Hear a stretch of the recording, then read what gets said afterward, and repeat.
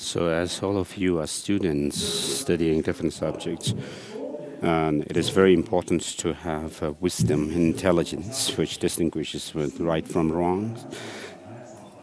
And you need to develop, not just have wisdom or an understanding drawn through study or hearing the teachings, but you need to actually reflect on whatever you have studied and develop the wisdom or understanding drawn through understanding through contemplation. And so in order to have right kind of wisdom, we have the practices based on deities such as Manjushri, and in our practice we find mention of remembering the deities and so forth, and also in the archaeological findings, when people dig the grounds for ancient ruins of monasteries and so forth, people have also found statues, images of Tara and Avalokiteshvara and so forth. So in the past, many of the Indian masters have relied on Manjushri for gaining wisdom, and also many of the masters of the Tibetan Buddhist traditions have done so. And so regarding myself personally, I have recited the praise of Manjushri, Kangloma,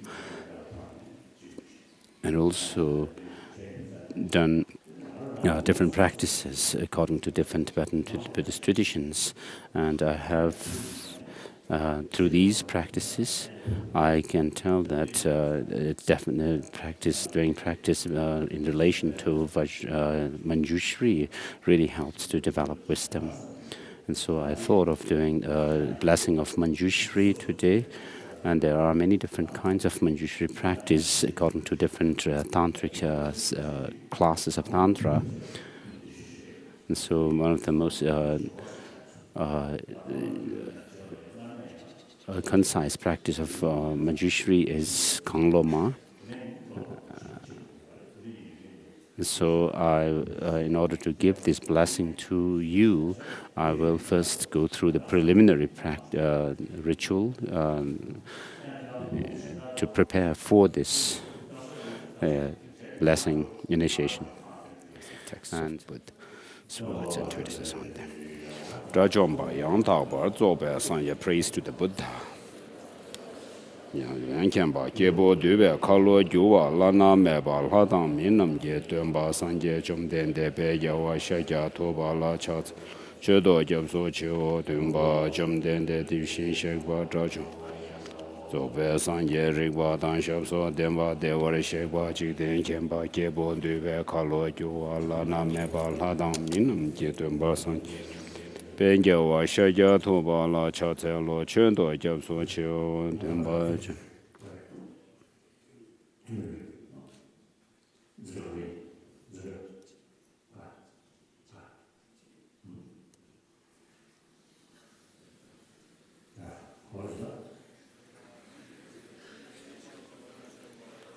Zobe Sanje Rigwa Dan Shamso Demba Devore Shekwa Jiden Kemba Kebo Debe Kalo Jua Lana Meba Hadami Chumden de Bejawa Shaja Toba La Chatalo Chedo Jabso Chio Jin Jedum Tiso Chende La Komba Dumbo Nengan Jigden Dena Choche Son Teze Keba Jola Namda Gonga Chodo Sozan Wa Yishi Jaso Seke Humbo Tata Wa Jiden Sumnala Gombo Shonye Jola Chatse Lo Senjo Demba Timenda Wish Serdo Jawa Jola The Tekenda Sipa Suma Chinyame Kinjin Jola Chatse Lo Gombo Toche Chidem Batam Chikimbet Sunam Yenden Gazu Shinti Shinshila Chatse Lo Tabe de Chat Gewe Nyanson Le Due Shinjudo Tundam Chojo Bashi Jur Cholach Tune Tue Layan de Laba Dala Rabdo Ne Shinge Tamba Yende de Gedun Layan Chatse Lo Tiwa Chinyam Yawa Penson Sovarja Ranje Semne Yonson, the Dine Sanje Temba in Kamara Rim, Yomasi Bachubur Tan Milam Lotan, Tindabo, Duche Chenam, Tidarta, Sonam Di, Tamje Sibai, Kopantomne, Kinget, Gada Nada Chive, Lobtrobe, Sibe, Tole, Joandro, or Show. This is homage to the mother of all Buddhas, the perfection of wisdom. Paragate Parada, mantra of Heart Sutra. Dayatha Gate Gate Para Gate Para Sangate Bodhi Swaha. Dayatha Gate Gate Para Sangate Bodhi Swaha. Verse of salutation from Abhisamaya Alamkara of Maitreya. Number Kundana Zotisum Banyan de Chanjus and Bed such as Sanje Kinium de verse of salutation from Master Nagarjuna's Mula Madhyama Kakarika, the fundamental stanzas of the middle way.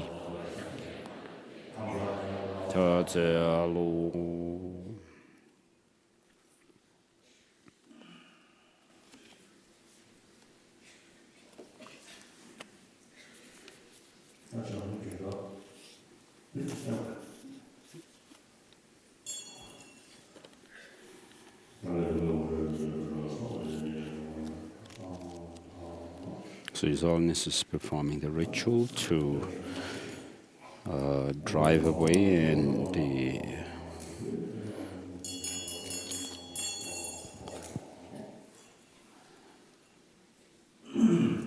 evil forces who might otherwise hinder the blessing ceremony of Manjushri, the Buddha of wisdom.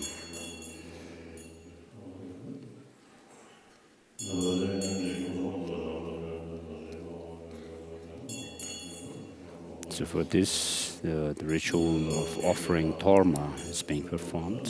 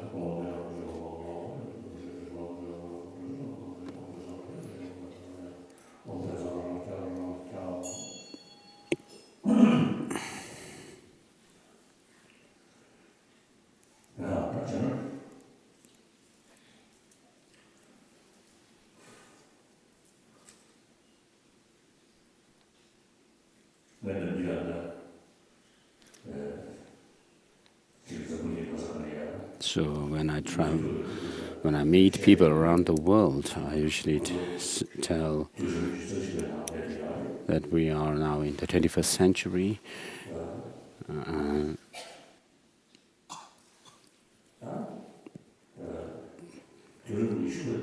So the 20th century was our century of my generation. So people who are in their 60s and 70s and above belong to the 20th century. Now people who are children who are 15 or below, or 20 or 30, below 30, we can consider you to be the generation of the 21st century. So 20th century is gone. Now the past century, the 20th century, our century, was such that when I was born in 1935, when I was born, In China, the Sino-Japanese War was about to begin, and then soon after that, the Second World War happened and occurred, and then the Nazi influence was spreading. And then in 1938-39, the Second World War happened.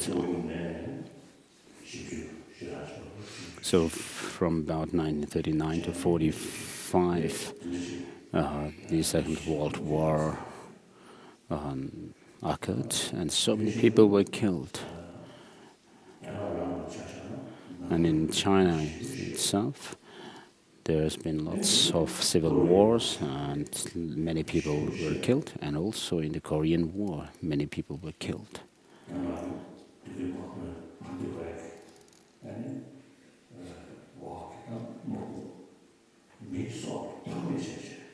So during those wars in Japan and China,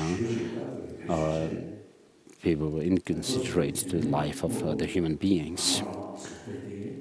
Of course, America also supported by supplying weapons. So there was a wave of military soldiers were sent to fight against the other group. And then there was the Vietnamese War. Again, so many were killed and injured. And then, during in the beginning of the 21st century, there was the Afghan war, the crisis in Afghanistan and Iraq, also happened. And so these are due to the people's way of thinking that we must resort to violence in order to win against our adversaries. And so there was such thinking and habit in people's mind in the 20th century. So and therefore lots of wars and battles happened in different parts of the world, in regions of the world. So such immense destruction and violence, if they had actually brought more peace and happiness in the world, then as a result of the violence, then we could perhaps say the wars were justified, but this was not the case. And so even today we experience the symptoms of those violence in this century. So happiness in the world cannot be achieved through war and violence. In the past, different nations and different regions remained rather isolated, independent from each other, without having to depend on others. And therefore, people rather lived isolated. And in those days, perhaps we could talk about winning for victory for one side and defeat for the others. But today, this is not the case. So the whole world is globalized, and even the national boundaries and economic boundaries, environmental boundaries are there is no such boundaries, and therefore there's no making such demarcations as we and they is something outdated. So war happened when we make such distinct demarcations between one's own side and others.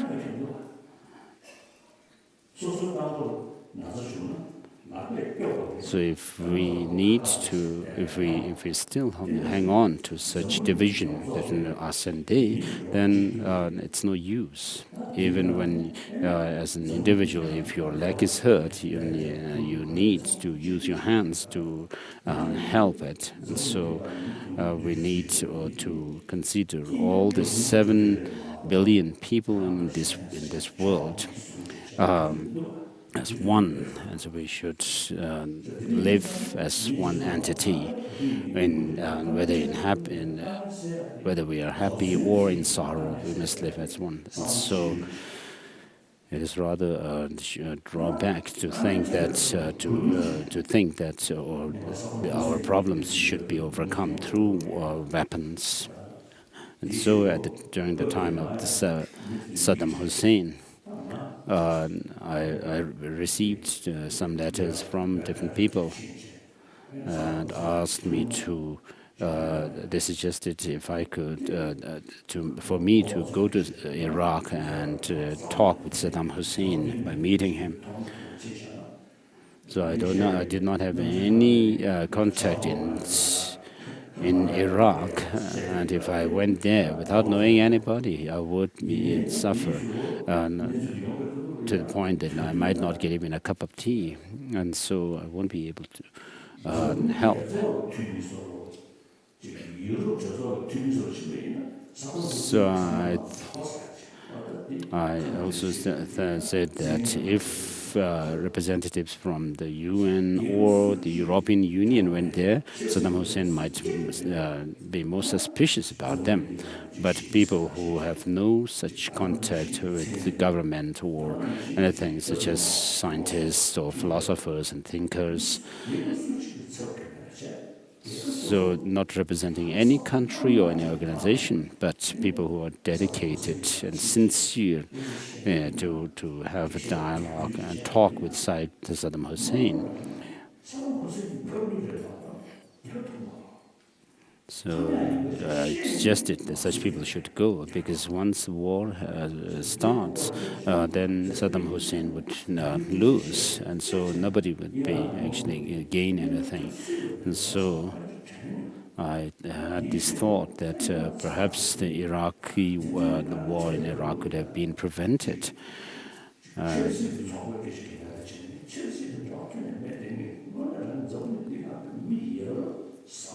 So people who have no political affiliation, but who are actually principled. If I suggested that if such people could go to there,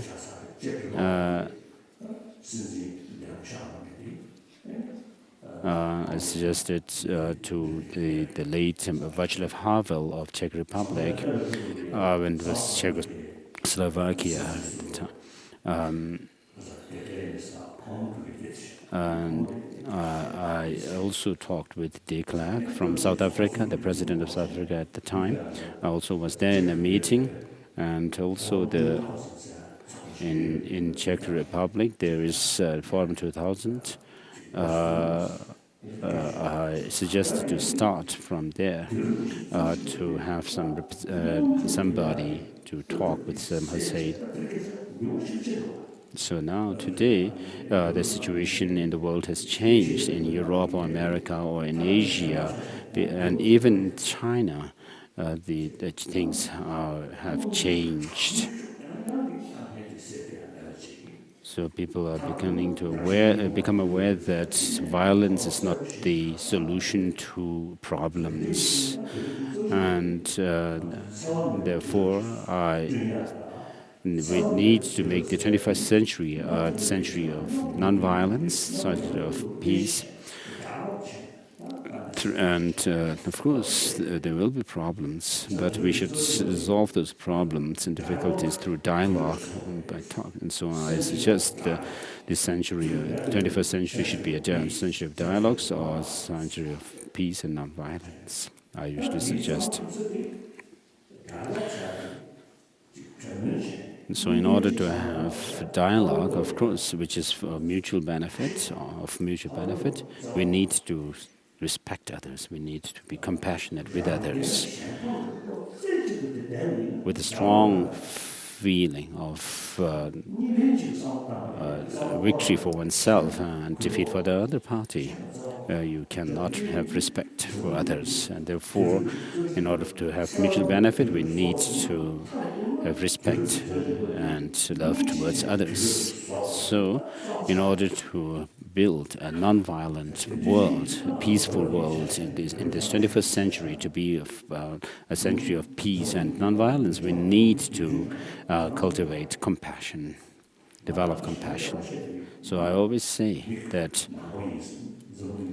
whenever I meet people, I tell them that I don't consider myself as being a Buddhist and try to make some kind of a demarcation between me and others. And if I also think that I'm a Tibetan, and also if I'm the Dalai Lama, I will make this gap, create the gap between them and others.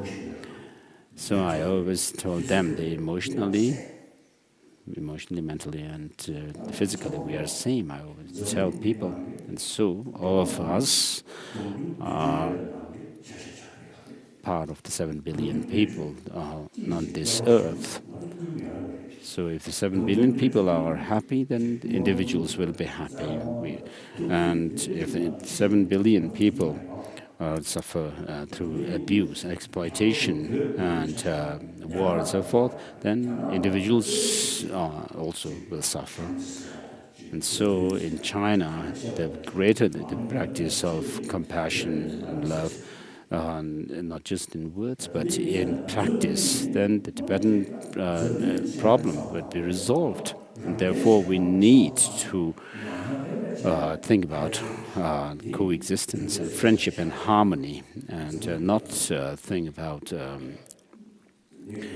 defeat for others and victory for oneself. I always tell people that we cannot resolve the problems by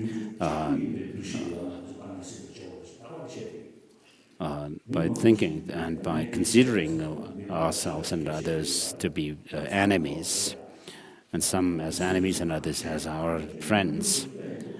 And so many people appreciate this.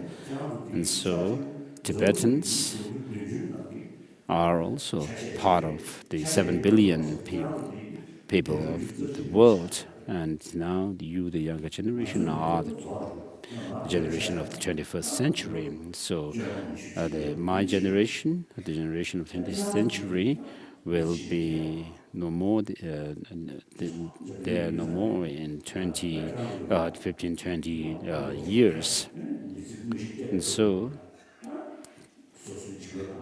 as you grow up, you will have to shoulder the responsibility. We usually to make this prayer, may all sentient beings have happiness and the causes of happiness.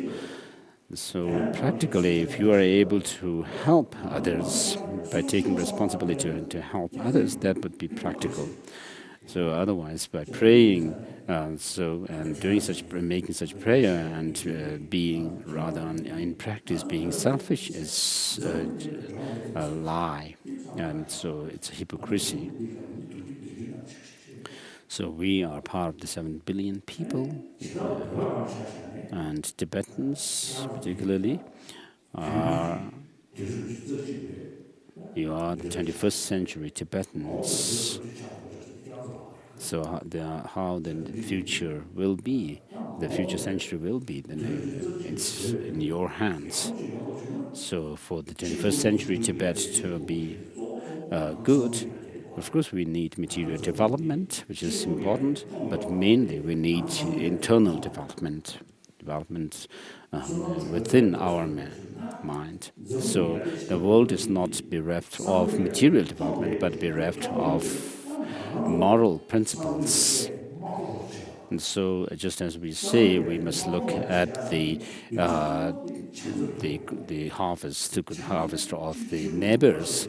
We need to inculcate these moral principles within ourselves and practice love and compassion, not only to human beings, but in accordance with Buddhism, to all sentient beings. We need not say that, oh, this is because of what the Buddha has said, but if you actually relate to your own life, you will be able to see how the negative emotions like our anger and so forth are destructive, and how the love and compassion have positive impact in our life. Even medical scientists, medical practitioners say that. And so the practice of love and compassion is helpful even to our physical health.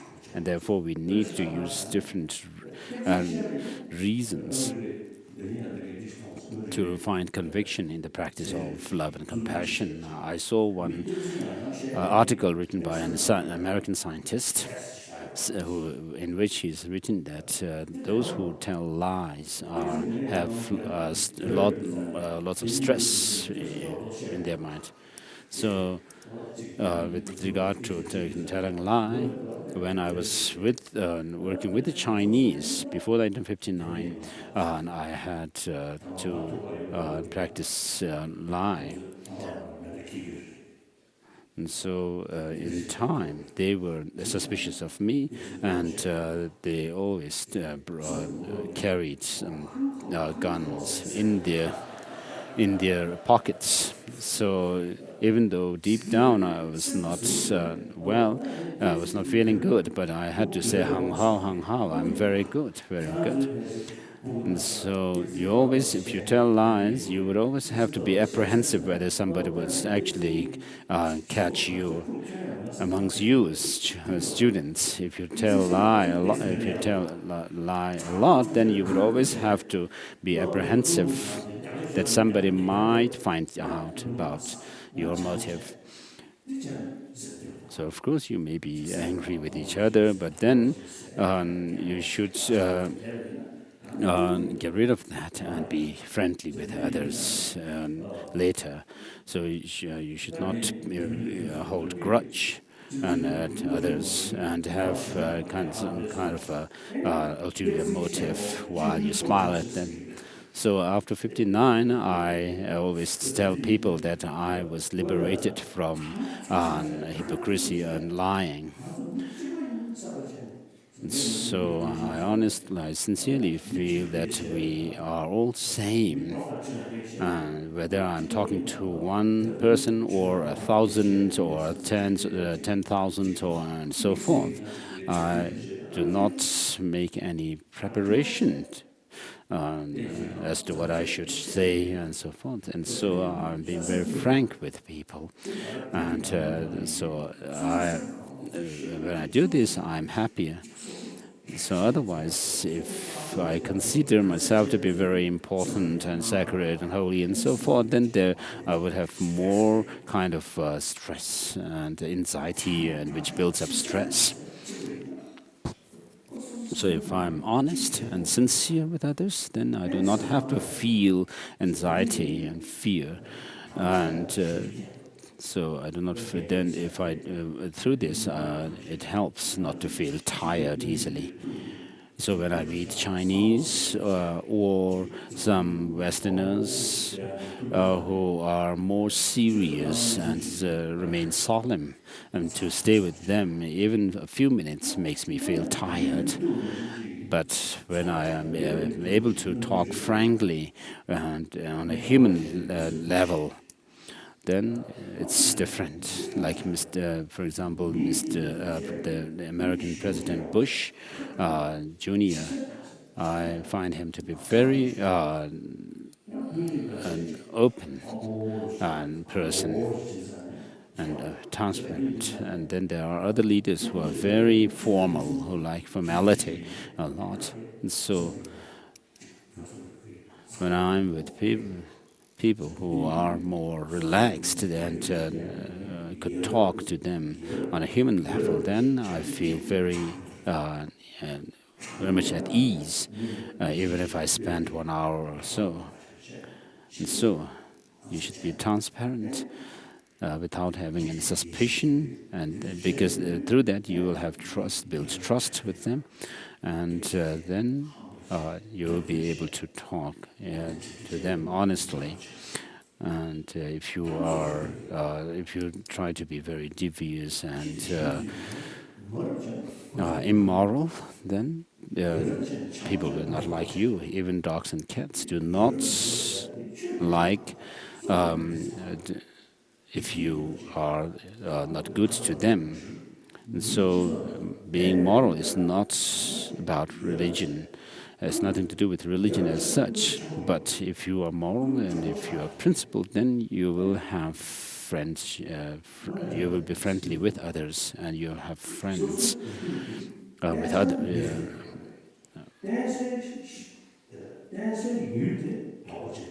So you live in a society as a social animal, and therefore your happiness is dependent on others. And if you have to live in suspicion with others, then you won't have happiness.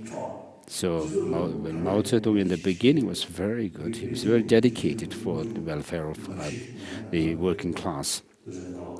So in 1954 and 55, I was in Beijing, and so for a few months I was touring around China, and I really admired, felt admiration for socialism, which is a socialism which is dedicated and for the welfare of the others. And capitalism is only for individual profit. So then I said I was going to join the Communist Party.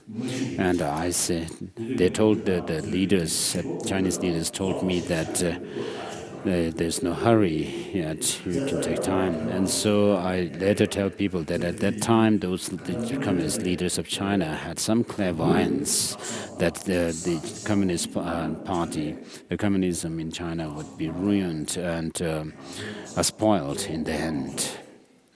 So, but in the beginning, initially, communism was dedicated to socialism. In China was dedicated for the welfare of the working class.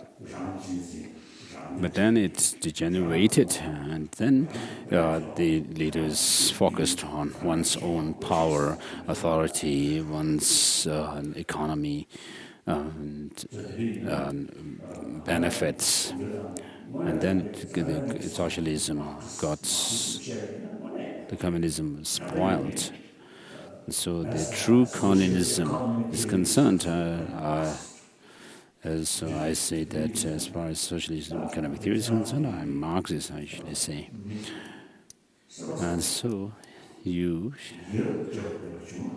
should be very kind and be moral. That would be beneficial to you as individuals, and it will also be good for the Tibetan cause. And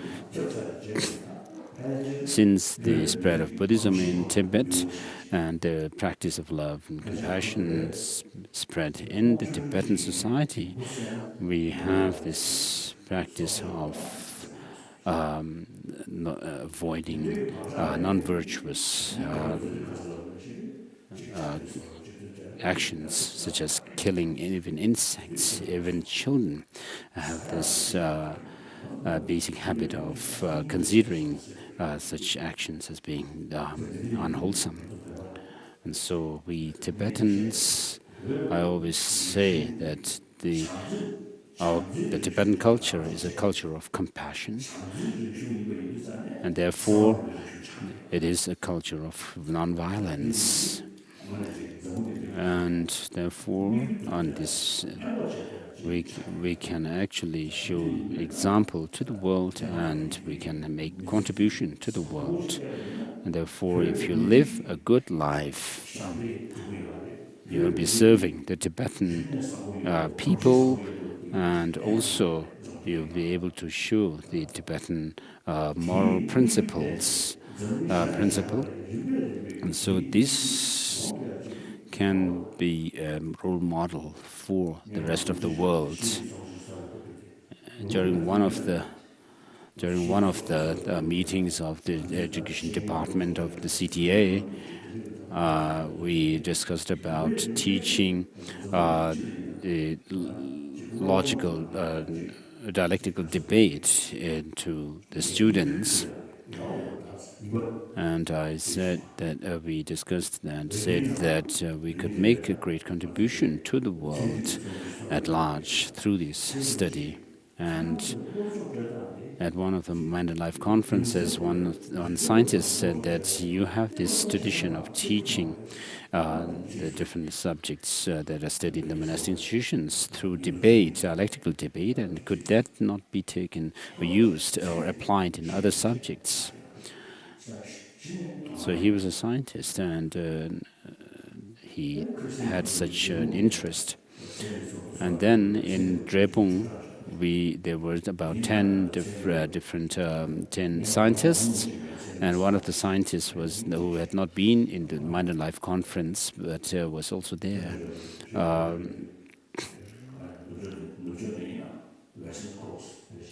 So he was from the west coast of America.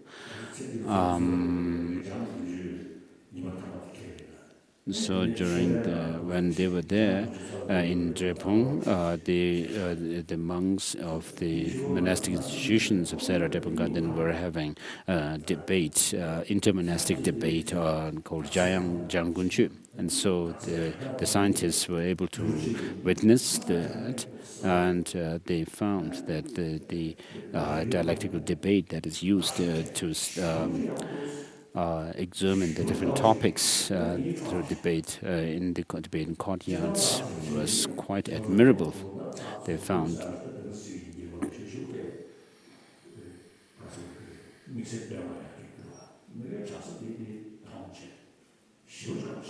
so they were really happy and appreciate what they saw in the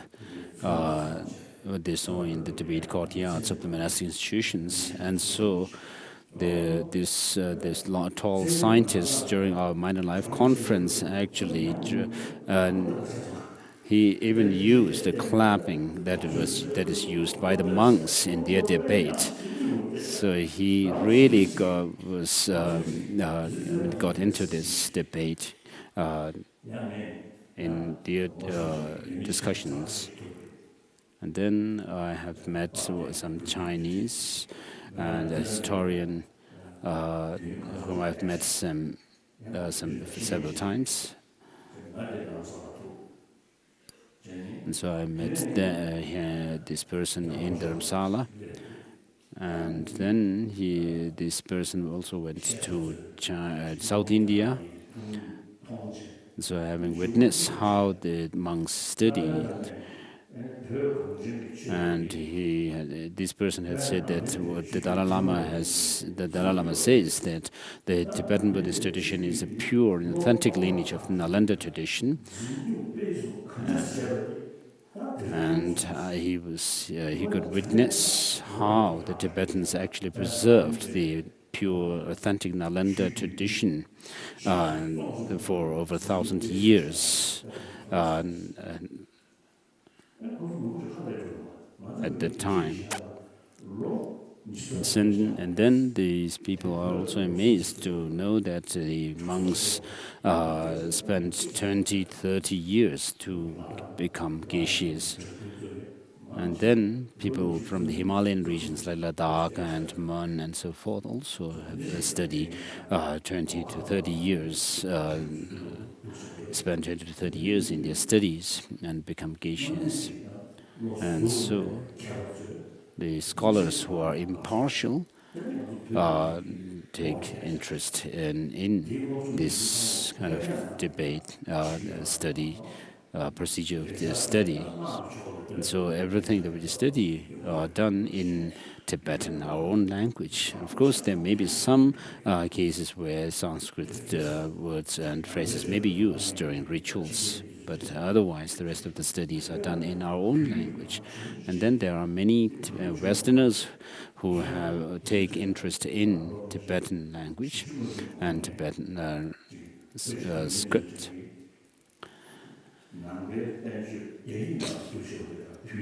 So many scholars say that these translations in Tibetan are clearer and better than the translations in Chinese. So I thought this may be good for you to hear. For example, with regard to Heart Sutra, there is Chinese translation, and through China, there is translation into Japanese, Korean, Vietnam, the languages. And so when translation of Heart Sutra was done in Chinese, the Chinese translation of Heart Sutra, in one of the passages where this Heart Sutra says the 5 aggregates also are empty of intrinsic existence, the term also or even is missing in the Chinese, but in the Sanskrit original there is this word also. So since the Buddhism, since the Heart Sutra was translated from Chinese into Japan and Korea and Vietnamese, from Chinese, and therefore for 1,000 years, they have been reciting the Heart Sutra with missing this word. But whereas we have been reciting the Heart Sutra without missing it. So this term also has its own significance. What it shows is that not only the person is empty of inherent existence, but also the 5 psychophysical aggregates, which are the basis for the designation of a person. They too are empty of intrinsic existence.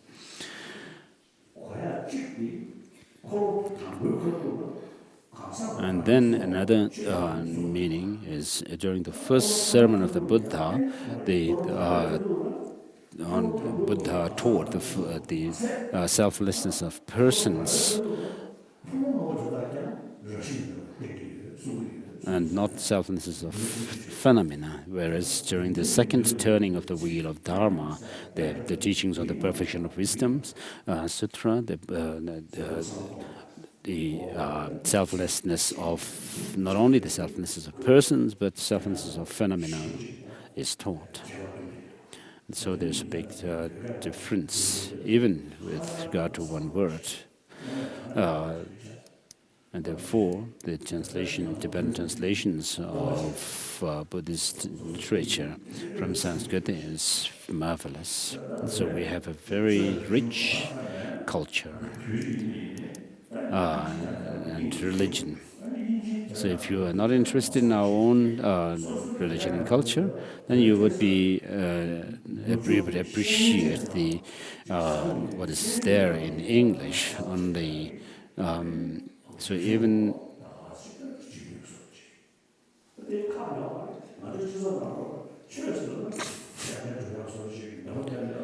then people lose any interest in our own culture and religion. This is, of course, they are not to be blamed for this, but in our society, we actually have this kind of a habit that when there is some kind of a drum and musical instruments being played in rituals, then everybody is like, they pay attention to them. And of course, such cultures with masks and so forth are there in African tribes, amongst African tribes. If you think about Nalanda monastic institution, we have not heard that Master Nagarjuna playing some cymbal and Aryadeva playing some other magical instruments and Buddhapalita playing drumming and so forth. We do not get this impression when we think about the Nalanda institution. And so, whereas when we think about Tibetan monasteries, people usually get this kind of impression that the monasteries are for rituals.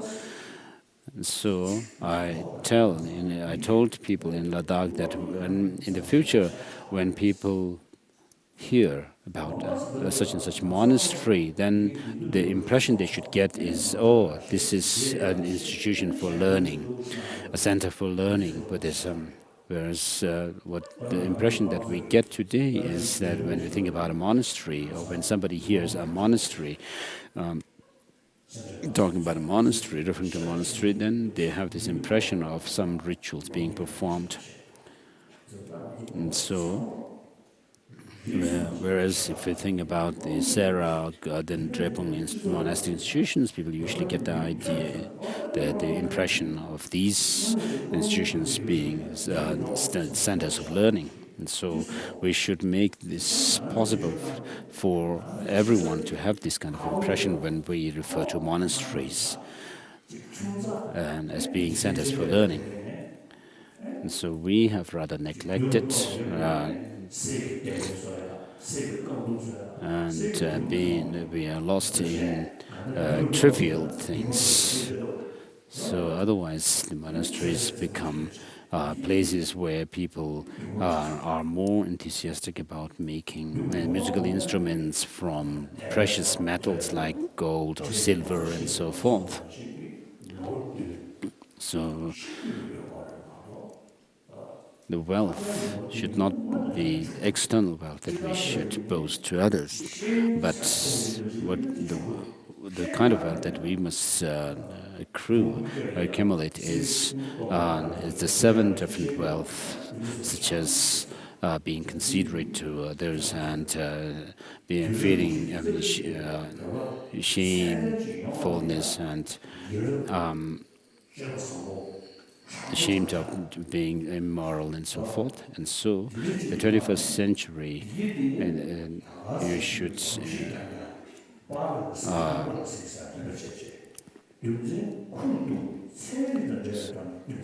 you should be honest and moral, not only based on what your parents tell you to do or not, but through reasoning. We should preserve the Buddhas. We should preserve our culture and religion through reason and logic.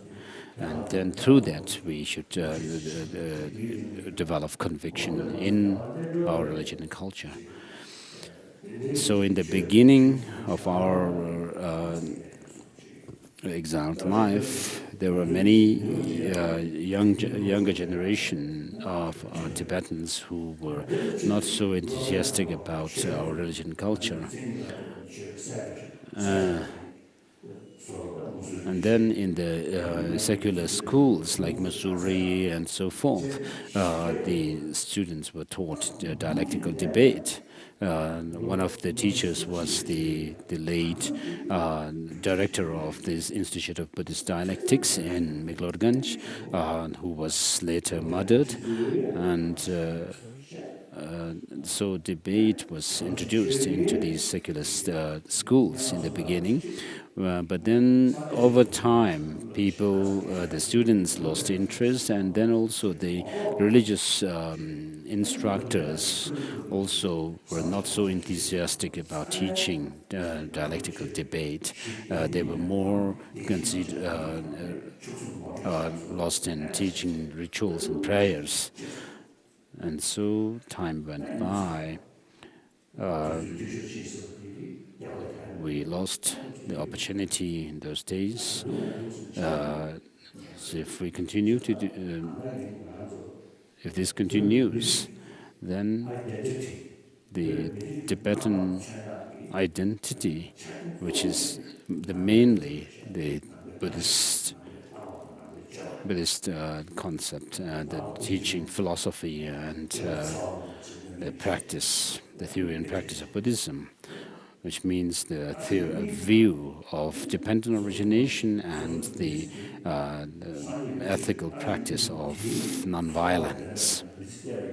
So if you live your life according to these 2 principles of the correct view of dependent origination and the conduct of nonviolence, then you will live a happy life. So I usually jokingly tell people in the West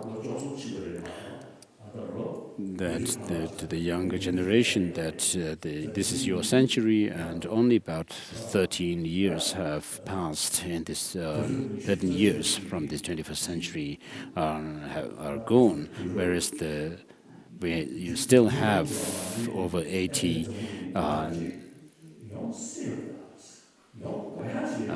years. And so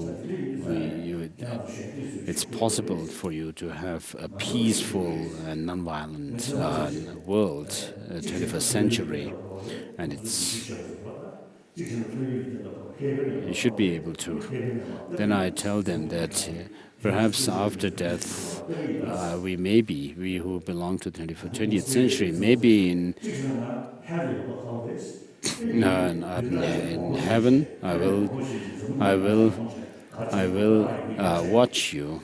And in Australia recently, I told people that perhaps I would be in the hell realm in 20 years or something like that. But even if I may be in hell, I will take leave for a week or so and come to the earth and watch you. And so we live on this earth, and we have immediate relation with China and India. So we are not talking. We don't have to talk about converting people to a religion, but we should be role models for to share our moral principles. So in order for that to happen, we are gathered here for that purpose. If only the modern education of modern subjects is enough, then we do not need to gather like this. So for the last several years, we have gathered here in order to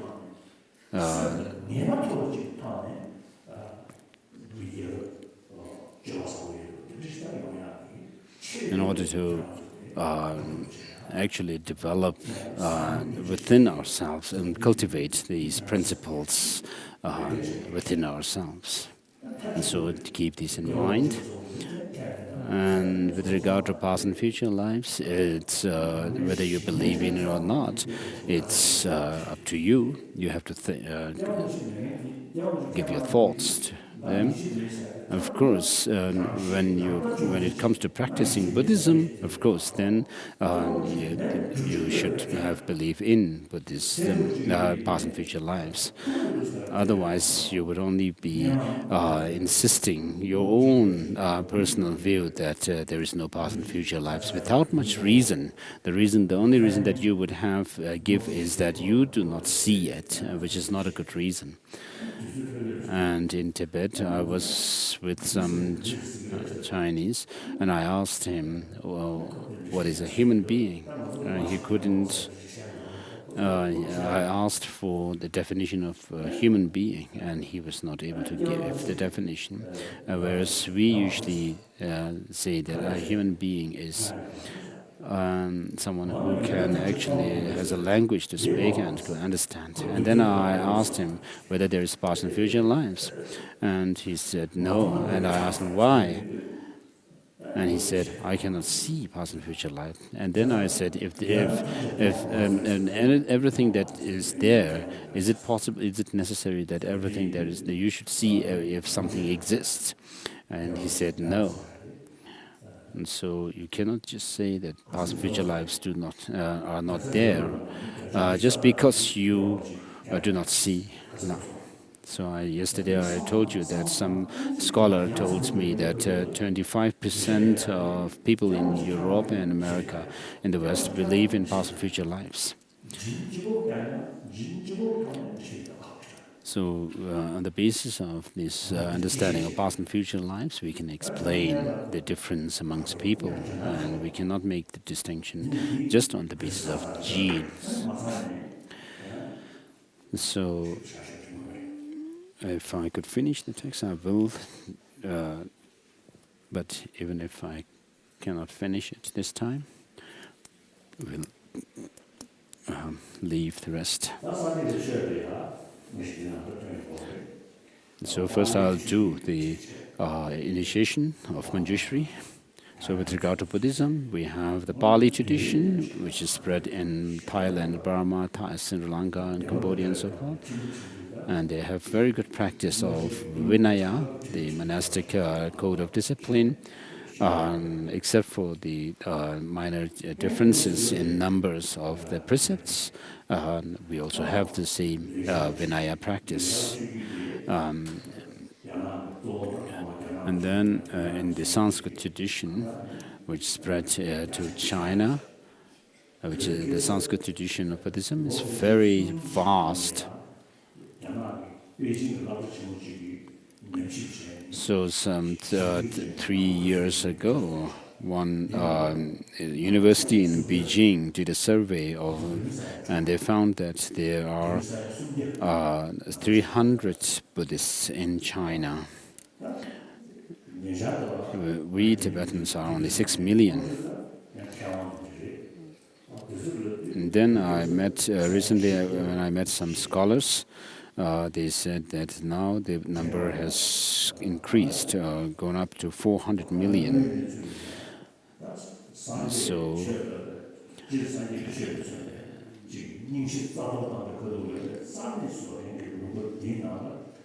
So China, where during the Cultural Revolution they thought of destroying what are called the four olds, for old things, now has 400 million Buddhist population, whereas in India it may be not even 200 million. So China has the biggest population of Buddhists in the world today.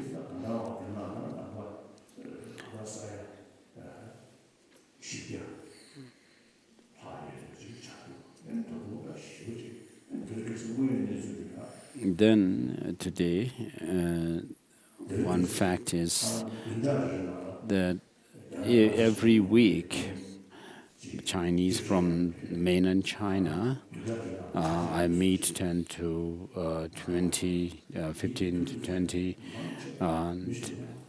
every week. So most of them, when they see me, they cry and they request me not to forget them, the people in China. And I tell them that I will not forget you, but the Chinese, the government has labeled me a demon. And I was in Italy one time, and I met many mayors of different Italian cities. I was invited by them, and then I met the media people. And one of the media persons said that the Chinese government is saying that you are a demon. And I said that, yes, I am a demon with horns like this. I did this gesture, and the picture came on the newspapers.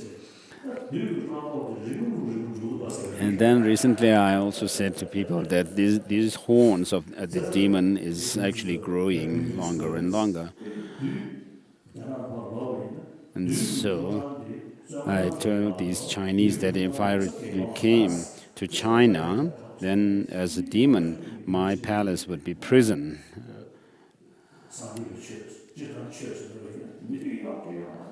So with regard to religion or Buddhism, there's no difference between race or caste or anything like that. So there's changes are going on in China. So in other words, the moral ethics that we have in our, which is our heritage, must not be neglected. So many of the monks in the huge monastic institutions mostly these days are from from the Ladakh and the Himalayan regions of India, and our own children, the number of our own children joining these monasteries are very small these days. And perhaps this may be due to perhaps the school teachers and the staff may have some responsibility in this. And then the people coming out of Tibet, the number of people coming out of Tibet and join these monasteries are now becoming less. So children,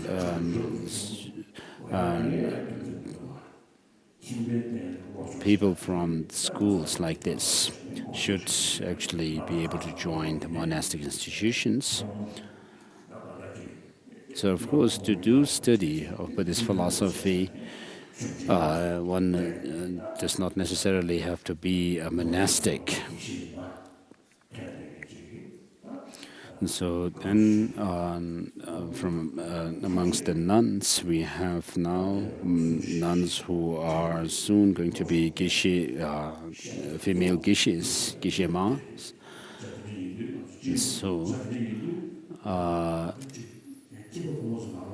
So amongst the lay people, we may have to. Of course, we have some opportunities and facilities. Like the Central Institute, Central University for Tibetan Studies in Sarnath. So we have to still think about establishing such institutions for lay people. So Buddhism, amongst the Sanskrit, the countries where Sanskrit tradition has spread, the complete teaching of the Buddha, comprising the Vinaya practice of monastic code of conduct, and then the Bodhisattva practices, and then the secret esoteric practice of Tantra, having all these practices of these three different systems. According to the Nyingma tradition, there are the 9 vehicles.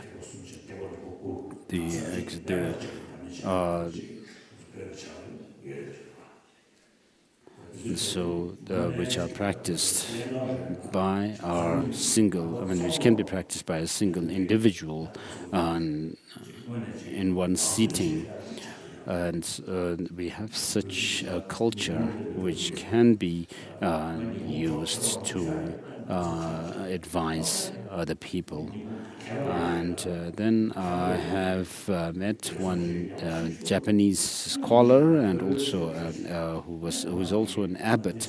And one day I had a discussions with him, and he told me that all of us recite the Heart Sutra, but we do not understand the meaning of Heart Sutra, despite reciting it. And therefore, he told me that your explanation of Heart Sutra is very helpful. So please, and he requested me to explain the Heart Sutra whenever I can in Japan. And so usually the Japanese are quite solemn and like formality, but he really frankly told me these.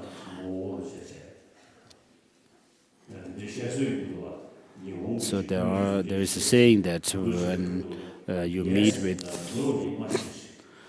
when you have to discuss with Japanese leaders, you would not know whether they are actually responding to you saying yes or no. They show a very solemn kind of face, and it's very difficult to tell whether they're saying yes or no.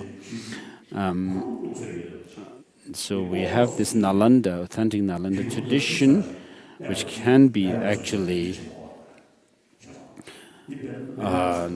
authentic source, and we do not have to rely on a small texts.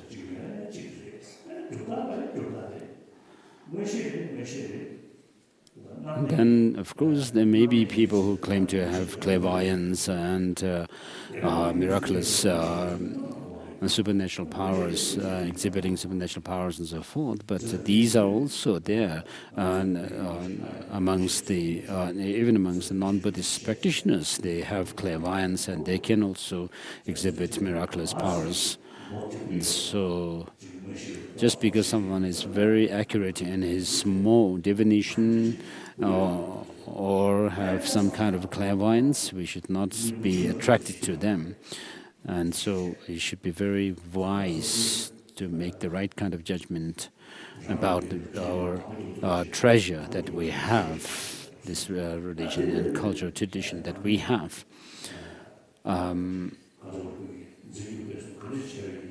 So it is very important to have wisdom and intelligence to make the right kind of decision.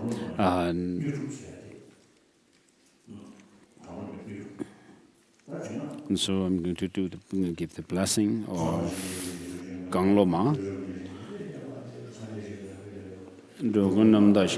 Mandala offering for this initiation.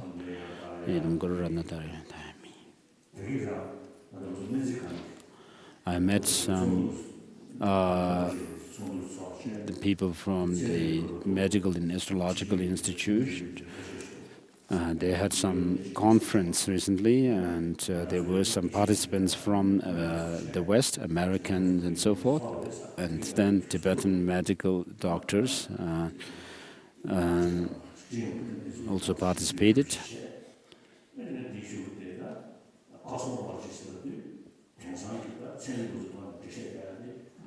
And I told them that regarding cosmology, we need to accept what modern science has to say, because they actually give their presentation, make their presentation through observation, and we cannot hold on to the old view that there is Mount Meru and so forth. I personally do not believe that Mount Meru is there on this earth. Whereas, despite rejecting Mount Meru, I told them that we could still do a practice of mandala offering, because in the mandala offering we are talking about the 3,000 world systems that we imagine, and I do make mandala offerings, but although I do not believe in Mount Meru. In Drepung, I heard that somebody said that now that the Dalai Lama has nullified the Mount Meru. Of course, I didn't nullify Mount Meru, but we have, in our logic, we say that if something is actually accessible to our perceptions, they must be seen. Whereas something which is perceptible, and if it's not cannot be seen, then, and still, if you have to say that we have to accept it, we are not being logical. And so even if something may be your own thesis, but if that thesis is actually rejected through logic and reasoning, you must give it up. And so Rinpoche has said that someone who holds on to some view which is against reason and logic, it cannot be taken as authentic and authoritative. And so if that is the case, then if we go against something which is perceptual phenomena, so imagine a flat world, and then the Mount Meru in the center, and then the sun and the moon going around the Mount Meru at the same height. So one time I was in Bandara, a Tibetan settlement, and there was an exhibition set up by the school in the Tibetan settlement, and in that exhibition, one of the exhibition was on the solar system, then lunar and solar eclipse. And so there was one small girl who told me that we Tibetans when solar and lunar eclipse happen, we say that the sun and moon are being eaten up by Rahu. And this is not the case, she told me. And when the sun, lunar and solar eclipse happen, the moon and the earth come between the sun and the moon and sun and the earth. And so I also listened to her very attentively because I said, "Oh, is that so? Is that so?" And I listened to her very carefully. Of course, it would have made her very happy. And so she very confidently was telling me all this. So, which was very good, of course. She had the knowledge to give the presentation to me.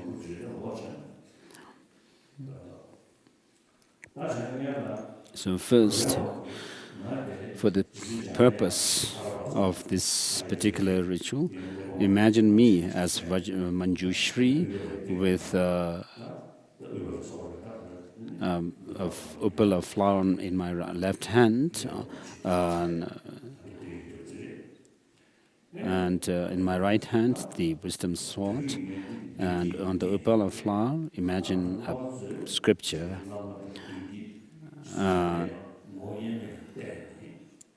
And then the Manjushri, you can also see the image of Manjushri on the altar.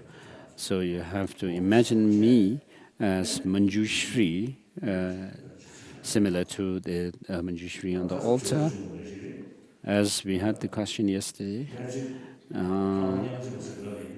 when we talk about Saraswati, the goddess Saraswati, we usually have we should make some distinction between the worldly and the transcendental deities. So amongst the transcendental deities, when we meditate and visualize ourselves as the deities, whichever deity you're doing practice on, then through that practice you transform into that deity. And then when you also visualize the mandala of the deity, the mandala, the palace, the celestial mansion is also the manifestation of the enlightened wisdom of the deity. And therefore we have different mandalas. So if you have Goddess Saraswati may be revered by Buddhists as well as Hindus. And in the case of Hinduism, they say that one of the manifestations of avatars of Ishwar is Buddha Shakyamuni. And so we can also relate the same logic to the other deities.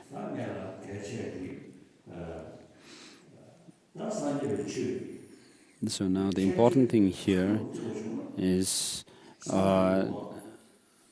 regarding enlightenment, Buddhahood. In order to reach that highest goal of Buddhahood,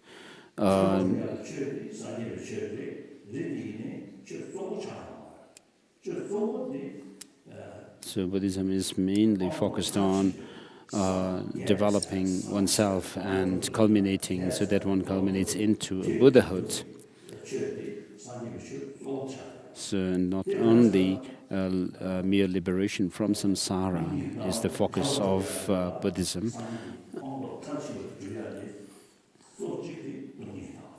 So one of the means to become enlightened is the understanding of emptiness, the view of emptiness. But the view of emptiness alone cannot lead you to the omniscient state of Buddhahood, but it must be complemented by the principle of bodhicitta. And therefore, bodhicitta becomes the principal practice of that leads one to the state of Buddhahood. And therefore, have the intention to lead all sentient beings to enlightenment. Just as you have Buddha nature within yourself, likewise all other sentient beings have this Buddha nature within them, and therefore they have the potential to become a Buddha, and therefore just as I have the potential and there's a possibility for me to become a Buddha, likewise all the other sentient beings have the potential and the possibility for becoming a Buddha. So it's a matter of whether you become aware of this fact or not.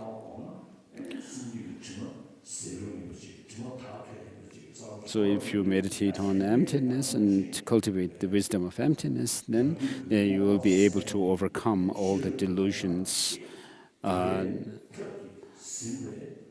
ignorance. And so if you cultivate this wisdom, realizing emptiness,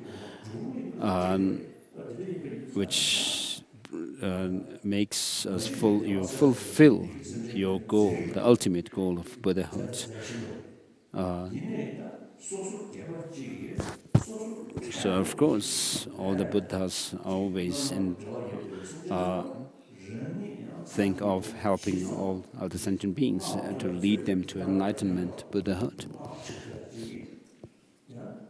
But as individuals, we should also have this determination to become a Buddha for the benefit of all sentient beings, in order to be able to help those sentient beings with whom I have a very strong karmic connection.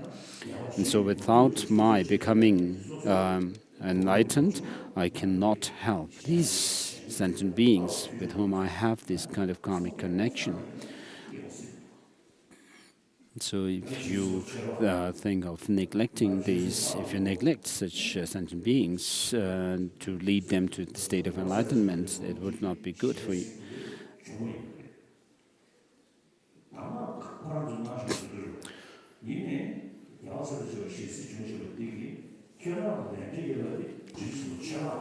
So in the sutras we find mention of the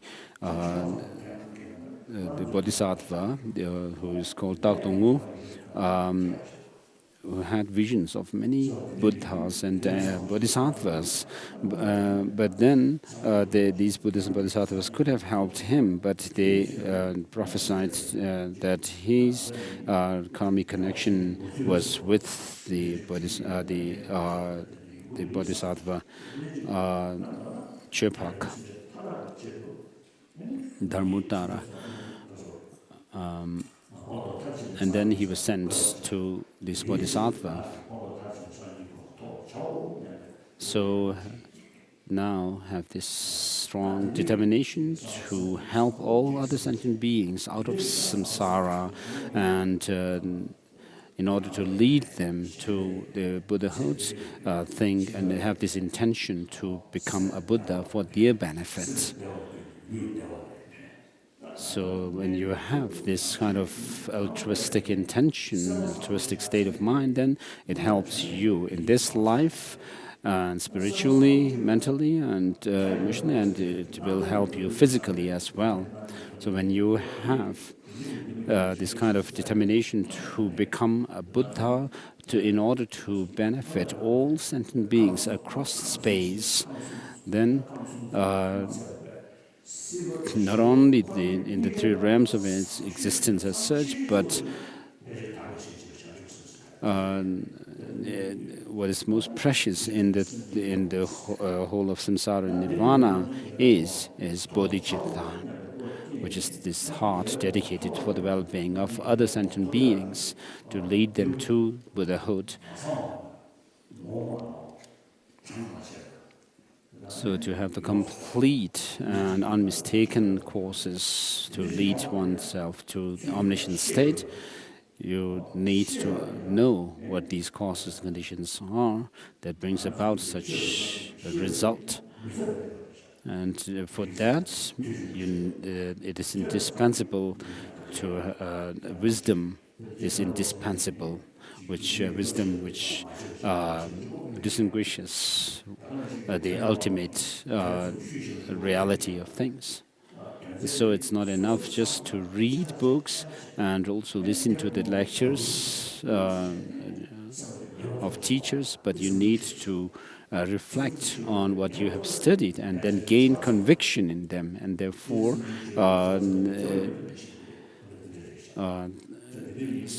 so such wisdom which draws on reflection is called inferential cognition. Of course, it may not be necessarily that, but once you have gained conviction in the different subject matters, then you should familiarize your mind with them, and then have some experience which comes about when you put effort, and then you would have a true practice. So otherwise, as Rinpoche says, you should not do practice whatever comes by.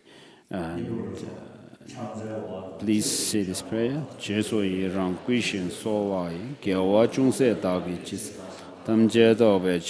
Whatever slight positive potential I may have created by paying homage, offering, and acknowledging my faults, confessing, rejoicing, and requesting that the Buddha stay and teach, I now dedicate all this for full awakening. Whatever slight positive potential I may have created by praying homage, offering, confessing, rejoicing, and requesting that the Buddha stay and teach, I now dedicate all this for full awakening. So this we have recited the done the 7-limb practice. And so now, as I said earlier, imagine me, the Lama, here as Manjushri, with one face, 2 hands, and from my forehead, imagine rays of light being emitted into the 10 directions. And imagine all the different offerings.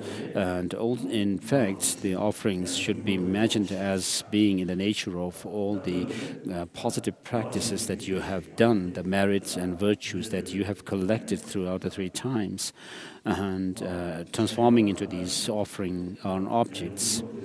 And see that everything is like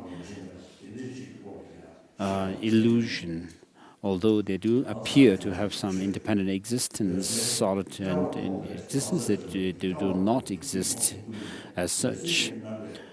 And so these rays of light which are emitted from the master's forehead goes into different directions. They invoke the blessings of the Manjushri Buddhas and Bodhisattvas in the birth. And they, Buddhas and Bodhisattvas in 10 directions, blessings from them come and are dissolved into my forehead. Let us say this prayer.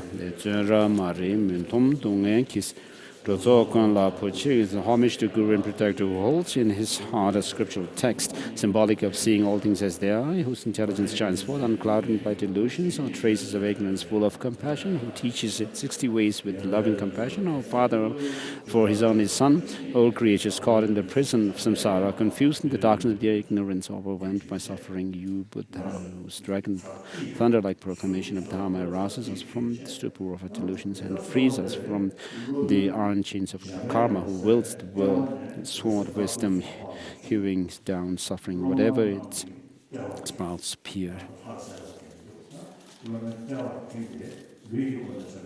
And so these, with this prayer invocation, rays of light are emitted from the master's forehead, and they come to the disciples, and they dissolve into the forehead of the disciples, thereby receiving the blessings of the body of Manjushri.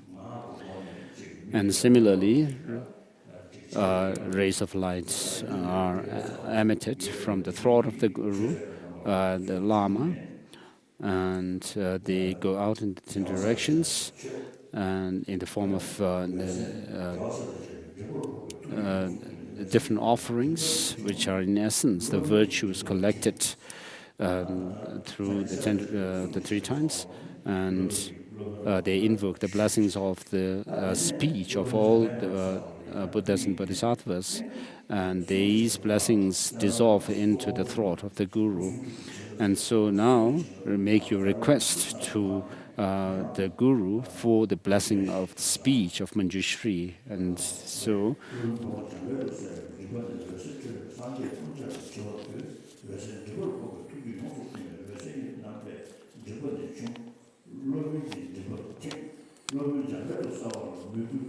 imagine rays of light being emitted from the throat of the Guru, and invoke the blessings of the Buddhas, Bodhisattvas in 10 directions, and they come down in the form of light and dissolve into the Guru's throat. Homage to the Guru and Protector, who holds to his heart the scriptural text, symbolic of seeing all things as they are, whose intelligence shines forth unclouded by delusions and traces of ignorance, full of compassion, clearing away the darkness of ignorance, you whose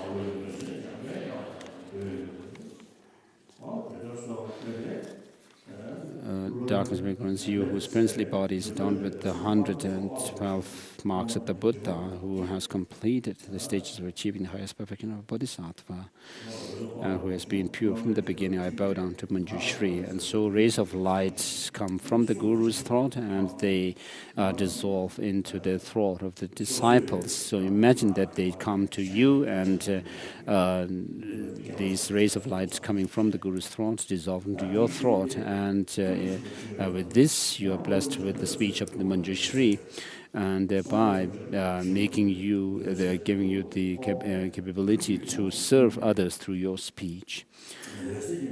And then again, from the heart of the Guru, the rays of light emit into the 10 directions, invoking the Buddhas and Bodhisattvas in 10 directions, and drawing their blessings, and which dissolve into the heart. Please say the prayer again.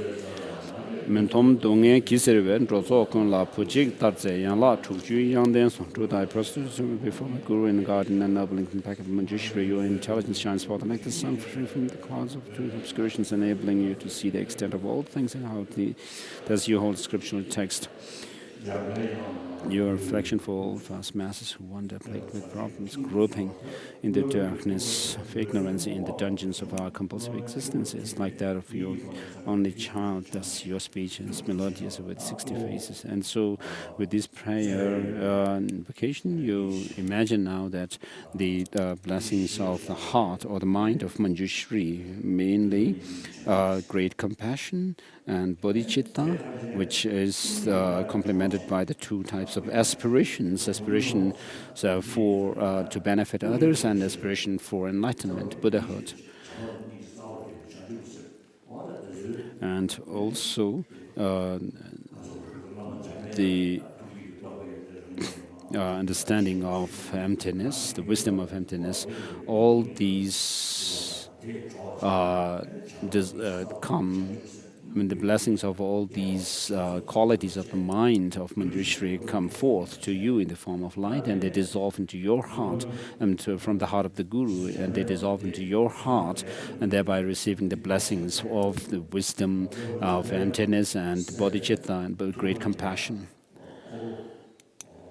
And now imagine a wheel, orange, 8-spoked wheel at the heart of the Guru, who is indivisible or inseparable from Manjushri.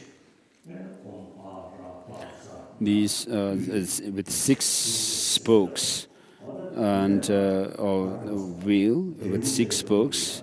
On each spoke is each syllable of Arapacana, and in the center is the D syllable. And as you recite this mantra, repeat this mantra, you have to imagine these syllables coming from my heart into you.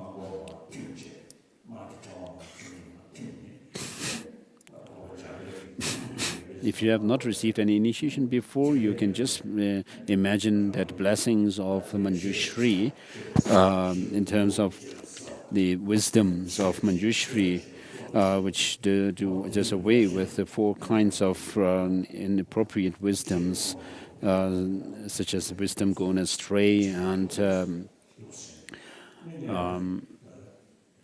so forth are dispelled. So please repeat this. Om Arabazanadi, Om Arabazanadi, Om Arabazanadi. Please recite Om Arabazanadi and imagine these 6 syllables coming from my heart and dissolving into your heart. Om Arabazanadi, Om Arabazanadi, Om Arabazanadi, Om Arabazanadi, Om Arabazanadi, Om Arabazanadi, Om Arabazanadi, Om Arabazanadi, Om Arabazanadi, Om Arabazanadi, Om Arabazanadi, Om Arabazanadi, Om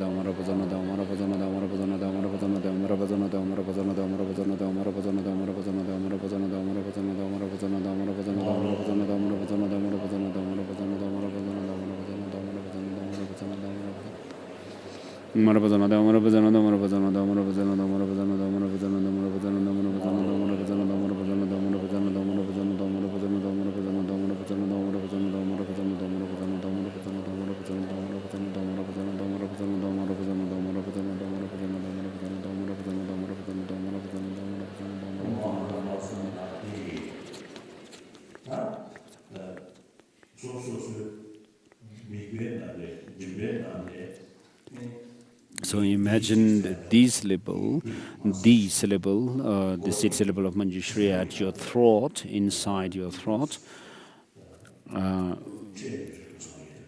standing at your throat, and from this the emits light, and they invoke the blessings of the body, speech, and mind of all the Buddhas and Bodhisattvas, and especially the blessing of retentive memory or unforgettable memory, which imagine that these blessings of unforgettable memory comes from the blessing of unforgettable memory comes from the Buddhas and Bodhisattvas in the form of D syllable. They dissolve into the D syllable at your heart. Throat.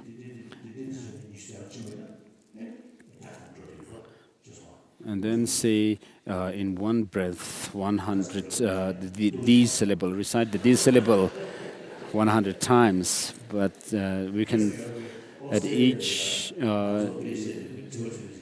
and so, but don't fart. In Australia, I had a question.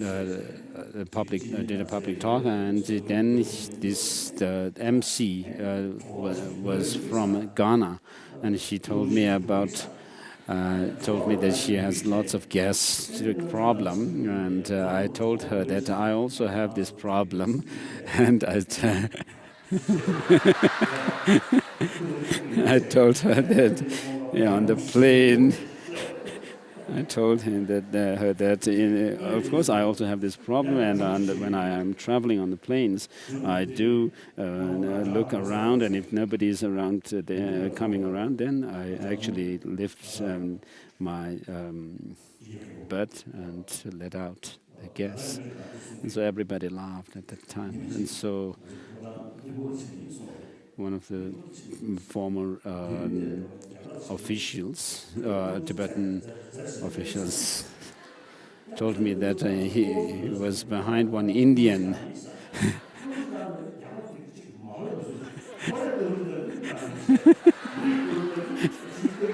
So Gadang actually told me that he was behind some Indian who was actually farting while walking along for him. And then Gadang told me that he also did the same, farted. And then at that point, that Indian actually looked at him, turned around and looked at him as if he did something wrong. So breathe in and then recite Om Marapasana and say D 100 times.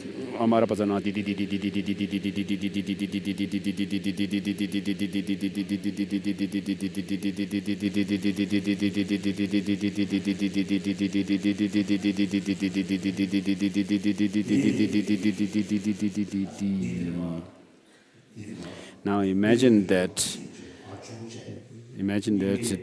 from the D at your throat, drops of D also fall on the D is in the center of the chakra, the wheel at your heart, and then you swallow your as you swallow your saliva, push the D at your. Imagine that you are pushing the D at your throat into the D at your heart.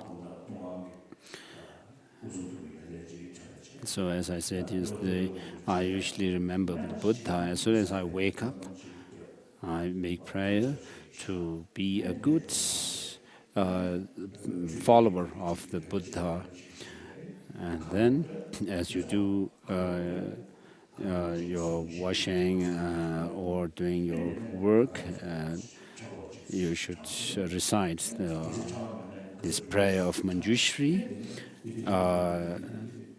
If possible, if you should recite the Arapasanadi, this whole mantra, one round of mala,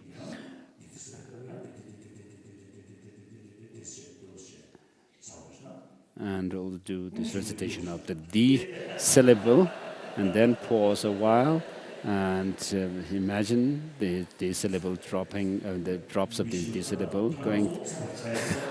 And then at some point you can take a rest and fart, imagining that all the ignorance is being let out. And so you could do this experiment yourself.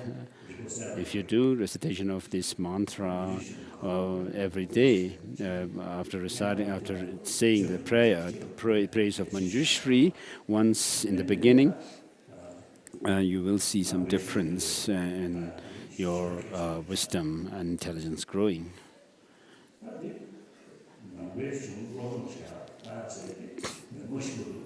And then your study of Buddhism should go well, and study of Buddhism must be done throughout your life.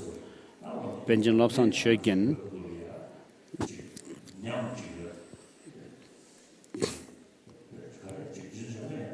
always was studying different texts, and at one point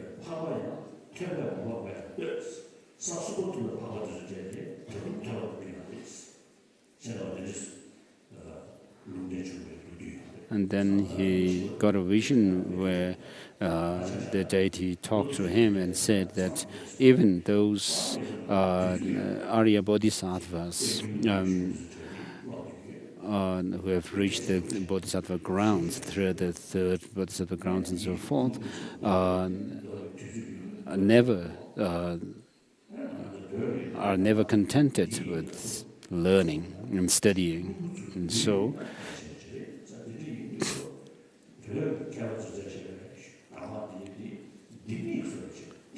the texts that were written by Tibetan masters should be used like keys, which have actually drawn the essence of all the classical texts written by Indian masters, and also the words of the Buddha.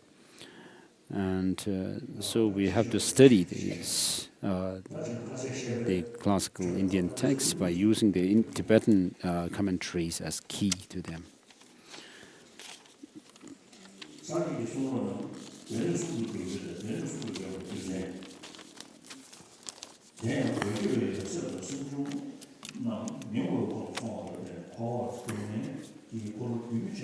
So, Chapter 3, reasons for the presentation of Buddha's teaching as the three baskets. It is because in our mind and secondary minds are under the control of delusions, that we continue to experience the spinning of the wheel of suffering and cycling. If that is abandoned, liberation is attained. Therefore, we must principally subdue the delusions such as attachment in our mind stream. The Supreme Victor Buddha taught the means to subdue in 84,000 heaps of doctrine. If those are reduced, there are 12 scriptural categories. If condensed more concisely, they are known as the three baskets, which are the baskets of discourse, the baskets of discourse, discipline, and knowledge. The reasons for imitating these three baskets is stated in Arya Maitreya's ornament for Mahayana Sutra. 9 reasons are accepted for the collections of teachings being condensed into 2 or 3. Of these 9 reasons, there are three relate to what is to be abandoned, 3 relate to that in which to train, and 3 relate to what is to be known. First, the 3 objects to be abandoned are the secondary delusions of doubt, the secondary delusion leading to the 2 extremes of conduct, and the secondary delusion asserting the superiority of one's own view. The antidotes to those are taught as the basket of discourse, the basket of discipline, and the basket of knowledge, respectively. The basket of discourse is clearly explained the aggregates, constituents, sources, Tibetan risings, 4 noble truths, the grounds, and the perfections, being primarily concerned with the training and meditative stabilization. It dispels wavering doubts concerning the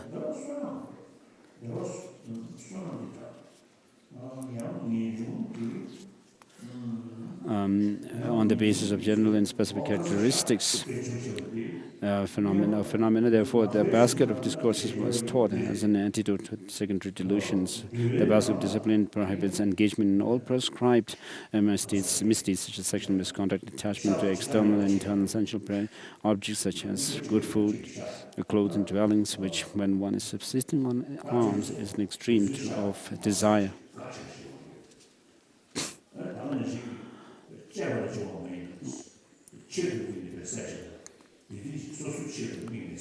So with regard to taking meat, it is said that the meat must be free from 3 faults, and according to Vinaya, and therefore in Vinaya, according to Vinaya, eating meat is not prohibited for monks and nuns, and therefore in Thailand and Burma and Sri Lanka, the monks are not necessarily vegetarian. And one time, long time ago, I met one Sri Lankan monk who told me that Buddhist monks are neither vegetarian nor non-vegetarian. He told me the reason why he said this is because as monks, we do not have our own kitchen, and we actually subsist on alms. We go on begging.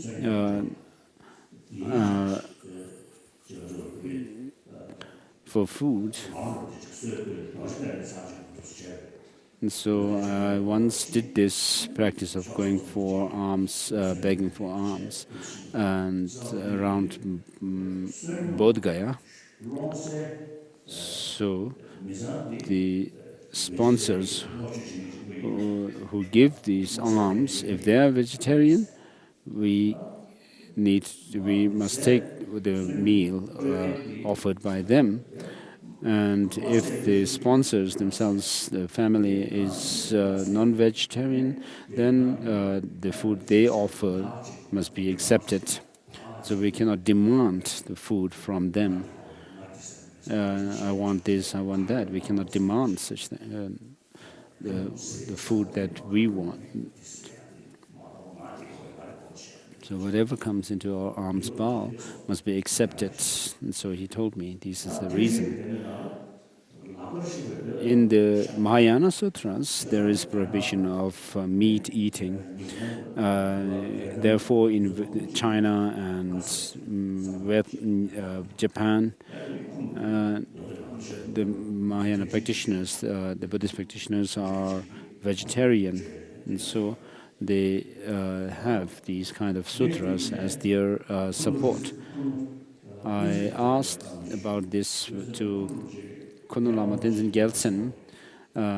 He told me that in the Mahayana scriptures, some scriptures prohibit non-veg meal, and others do not prohibit. For example, the heart of the essence of middle way For example, by Bhaviveka mentions that if you find a meat of some animal which has already been killed, then that meat is not something that was intentionally meant for you, and therefore you can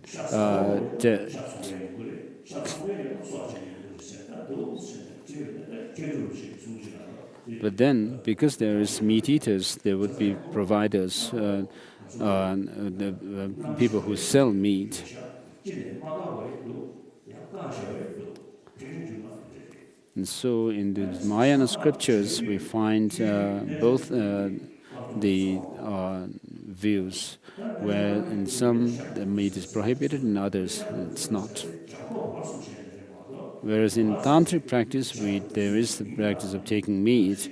Of course, it's not just ordinary meat that we eat, but we have to understand that within the context of tantric practice, those meats are actually blessed and transformed into nectars. And you have to understand the various contexts within Buddhism itself as to the vegetarianism and non-vegetarianism.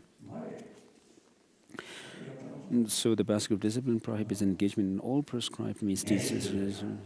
And however, if one maintains the immaculate ethics of renunciation, it is unnecessary to exert efforts to obtain wealth and so forth. When one has the ability to curtail strong attachment, one is permitted to make use of even luxurious clothes, food, dwellings, and so forth. If one then imposes austerity upon oneself, it is an extreme. The basket of discipline is taught as an antidote to the secondary delusion leading to the two extremes of conduct, because it reveals the antidotes to both the extreme of austerity and the extreme of desire while subsisting on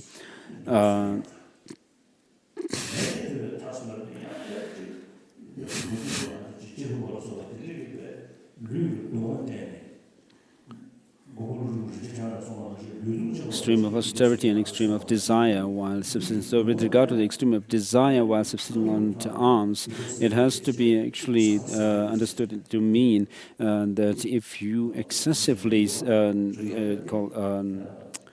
obsess with your sensual pleasures and desire, then you would actually deplete your positive energies that you have collected before. And so it has to be the extreme of desire depleting your merit instead of subsisting on alms. To summarize, if the delusions, attachment, pride, conceit, and so on do not arise when one uses food, good food, clothes, dwellings, beddings, etc., these are permitted by Buddha, and a proscribed fault will not have been committed. However, if attachment, etc., increase when using even meager food, ragged clothes, and the like, then a fault prescribed by the Buddha will have been committed. The principal concern of such permission and restriction is solely with the increase or decrease of delusions, desire, attachment, etc., within the mind, not with external objects.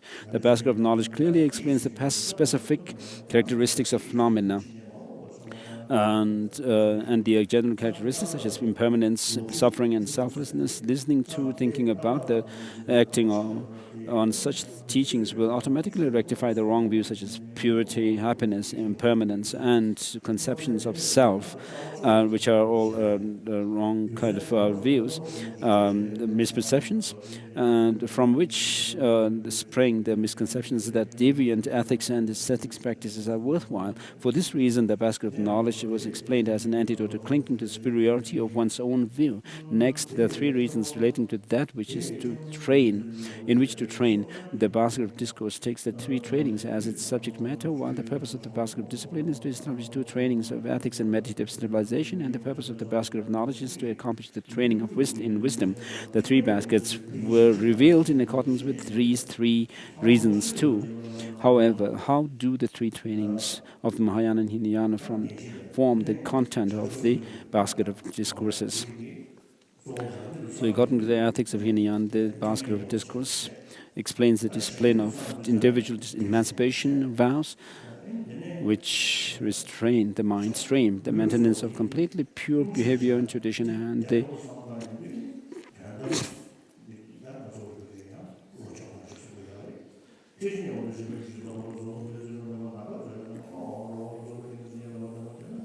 And so with regard to these practices, there are also, we have the practice with 37 factors leading to enlightenment, and also the meditation on emptiness, which is the meditation on the ultimate reality. It explains the concentration of states, mental stabilization, and formless absorptions, and the training in wisdom, which is special insight, seeing the Four Noble Truths as they are. According to Mahayana, the basket of discipline explains ethics such as restraint from these states, the training in meditative stabilization, such as the sky treasure and going like a hero, and the training in wisdom, which is the non-conceptual intuitive wisdom that understands the ultimate mode of reality. The basket of discipline describes the way to practice the two trainings of ethics and meditative stabilization, for it shows unerringly what is to be cultivated and engaged in, what is to be abandoned and refrained from. Thus, it specifically purifies ethics. If ethics is pure, if ethics are pure in this way, we will not experience anguish or regret. Free from those physical suppleness or ecstasy is attained, and dependent on that, mental joy and bliss increases. Consequently, the mind will not abide single-pointedly. Thus, the training in ethics and meditative stabilization are accomplished by following the basket of discipline.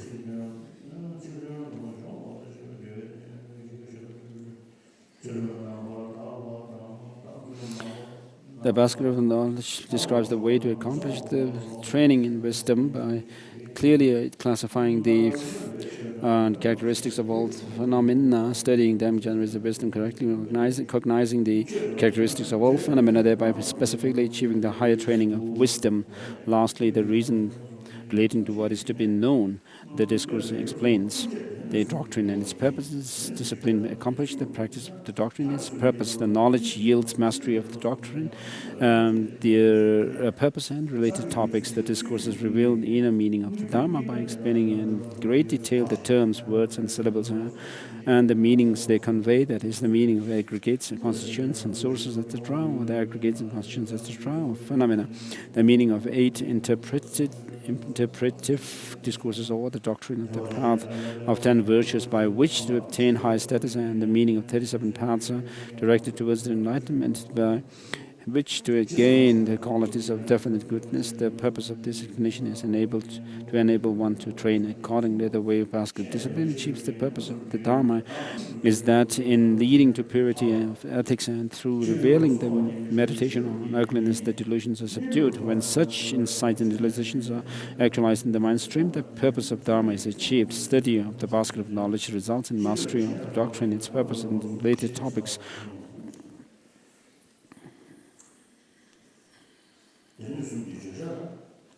So with regard to the content, the subject matter of the 3 baskets.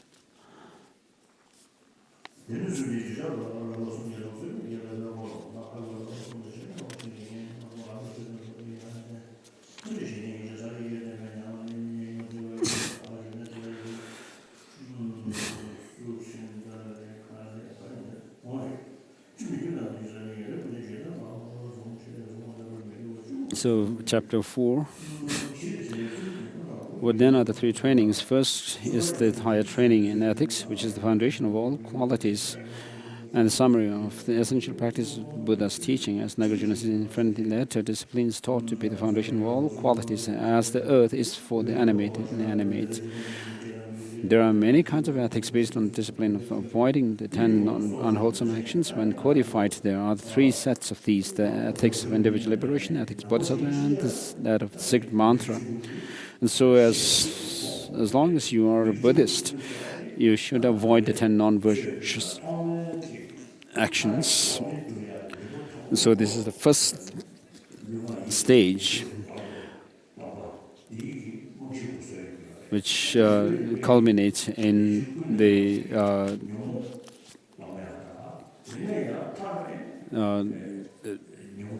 attainment of nirvana or cessation.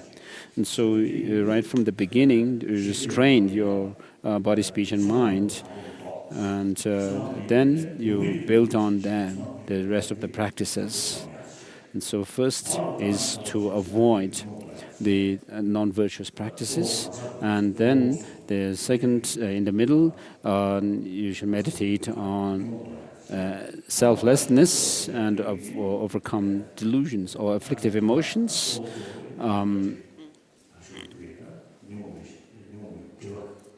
Meditating on selflessness of persons. And then finally, you should meditate on the selflessness of phenomena and to overcome even the traces of the ignorance and cognitive obscurations. So, when codified, there are such three in the ethics of liberation. As Ajaya Vasubandhu says in Treasury of Knowledge, abbreviating them roughly, 10 parts of either virtuous or unwholesome actions were taught. So 10 unwholesome actions. The 10 unwholesome actions are 3 of body, taking life, taking what is not given, sexual misconduct, 4 of speech, lying, divisive talk, harsh words, and idle chatter, 3 of mind, covetousness, malice, and wrong view. These 10 parts of actions are committed and accumulated through the 3 doors of the body, speech, and mind. Taking life. There are 5 factors to taking life: object, sentient being of a different continuum from oneself; thought, recognition of the object; action, one's own act of killing or inciting others to kill through poison, weapons, or mantras, etc. Delusion, hatred in particular, and delusions of desire, hatred, and ignorance in general. Completion, the victim dies before one does oneself.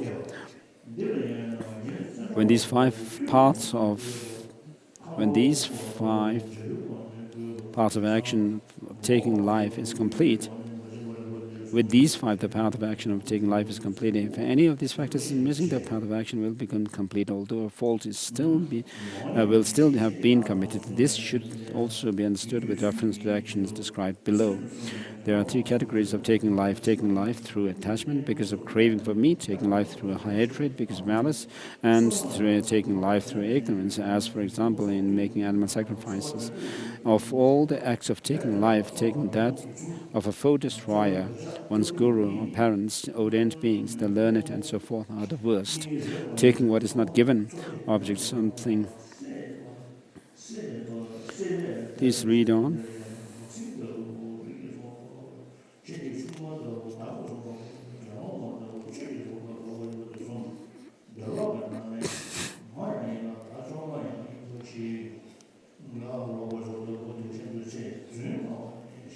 We are on lying, the 4th and virtuous. Object, the person other than oneself. Thought, the intention to deceive others, being motivated by the wish to speak of what one has or has not seen. Action, an expression of body or speech. And delusion, any of the 3 poisons in general. Completion occurs when the other person has understood what is meant. Here the action does not only include expressions and deception of speech, but also lying through physical gestures. There are 3 kinds of lies: those concerning supramental attainments, such as claiming to have attained higher qualities than one has, which constitutes a defeat; great lies, which bring benefit or harm to self and others; petty lies, and petty lies bring neither benefit nor harm. Of all lies, those deprecating the Buddha or deceiving gurus and parents are the worst. Divisive speech.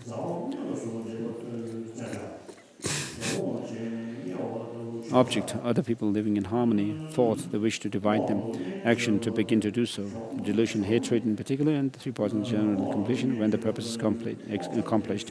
When those who are in conflict are attempting to unite, to try to divide them again by thought or action is also included here. There are 3 kinds of divisive speech: forceful slander, which divides friends directly; hinting, which divides through insinuation; and speech, which divides through underhandedness. One of the varieties of divisive speech, that which separates a guru and disciple, causes a schism.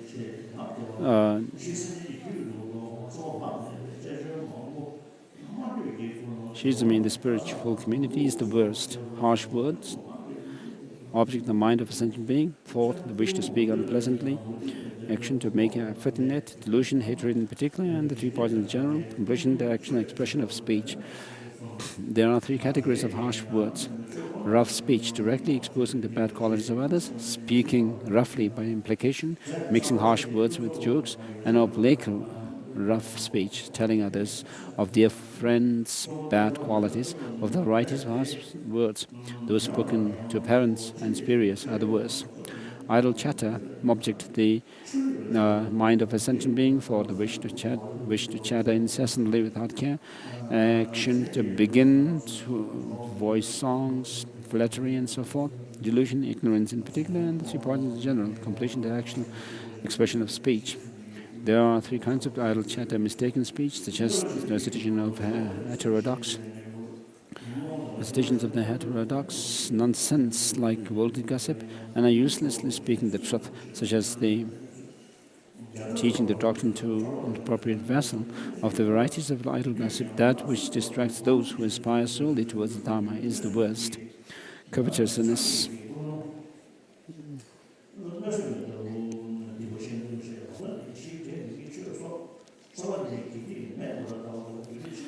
Object, the material possession of inequalities of others. Thought, wishing and hoping for others' wealth and possessions.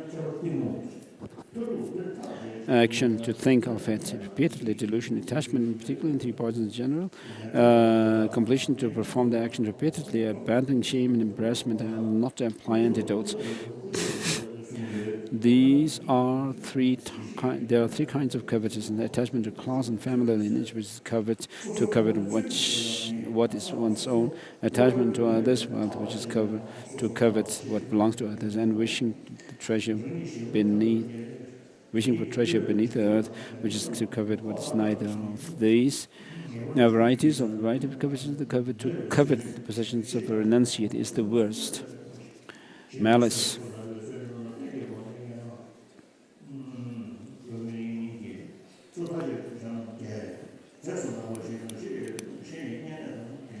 And then wrong view. The ethics of individual liberation. Individual liberation is so called because thereby an individual becomes free from the suffering of cycling existence. By nature, it is a precept received by a motivating wish to achieve definite release from cycling existence, not merely a prayer for goodness or protection from fears, but aspiration for peace for oneself. The ethics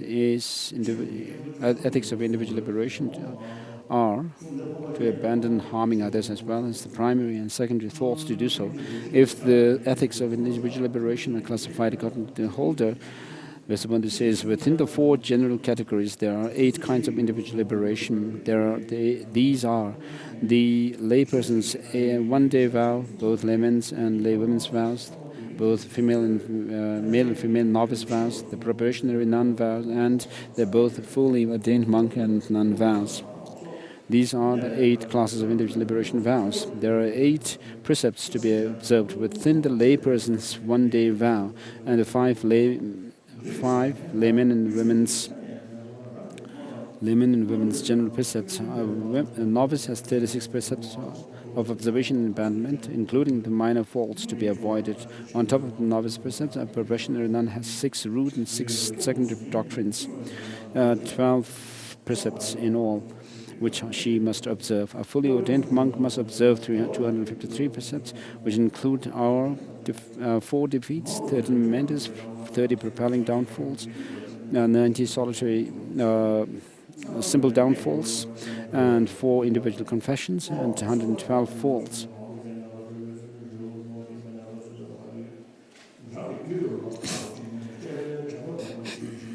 A fully ordained nun must observe 364 precepts, which include 8 defeats, 20 mementos, 33 propelling downfalls, 180 simple downfalls, and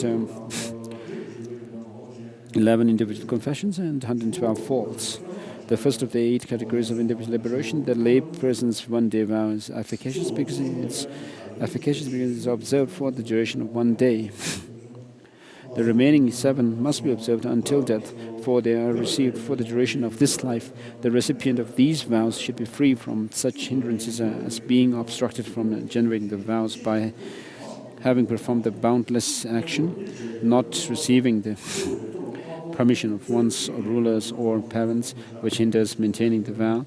Being unable to drive away cows, which is the hindrance to immaturity. Hindrance of immaturity, and not having golden hair or a pretty nose, which indicates the inordinate beauty. That inordinate beauty is a hindrance. Apart from these, no distinction is made between those of high or low caste, the rich or poor. One may receive the vows if one is able to practice them according to one's mental capacity. There are two traditions for receiving the vows that have been taken previously. The earlier system, which does not require much elaboration, and the present system, requiring great complexity.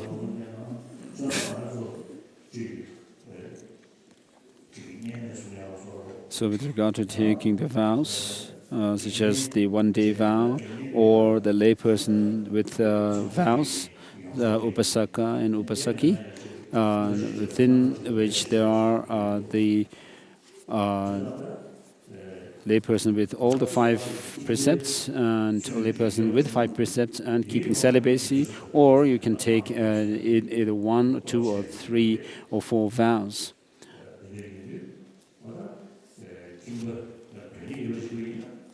So it's good if you could take these vows as layperson, as people, whether you take vows or not, or the 10 non-virtuous actions are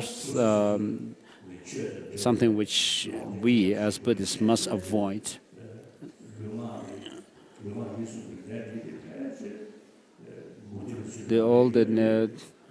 Except for the wrong view, which is the 10th of the 10 non-virtuous actions, which may be interpreted according to different religious traditions, but the rest of the wrong views, the non-virtuous actions, are common to even the non-Buddhist traditions. So all the religious practitioners practice them.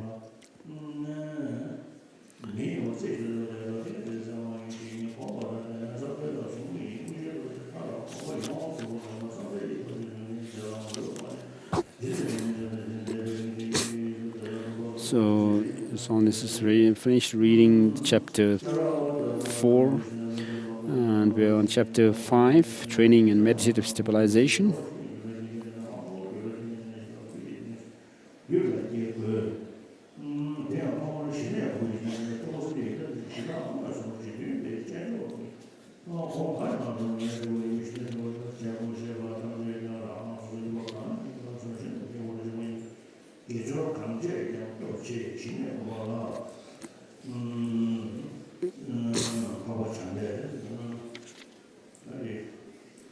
In order to attain the light.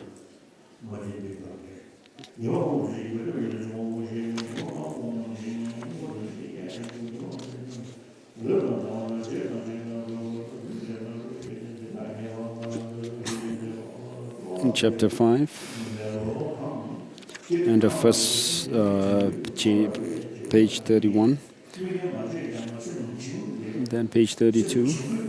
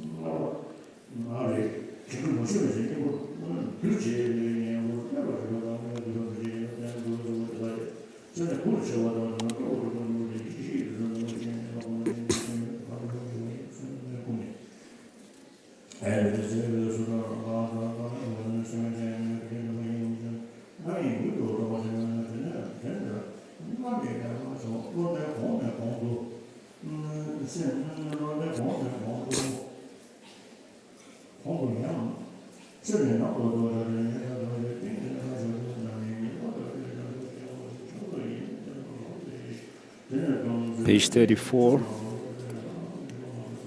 Oh.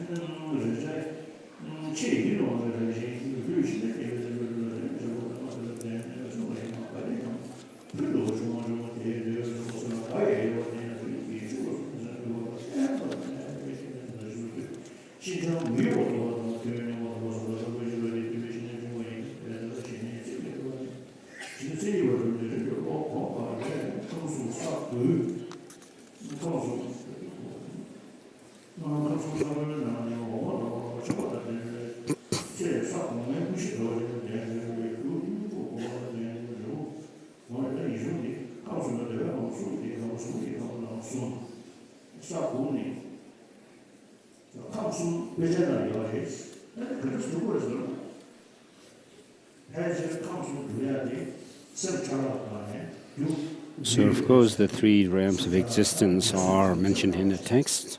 Now, how do we actually prove that there are these three realms? They should have to be understood on the basis of the subtle degrees of subtlety of mind.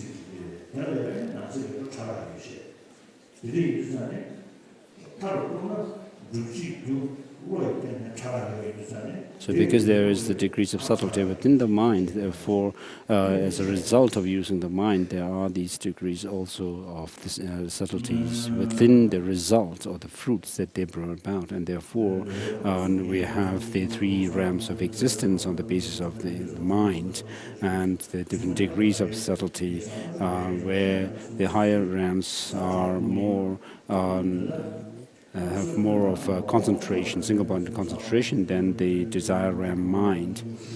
And within the concentration, single-pointed concentration, there is a difference in the in subtlety between the two higher realms of form and formless realms.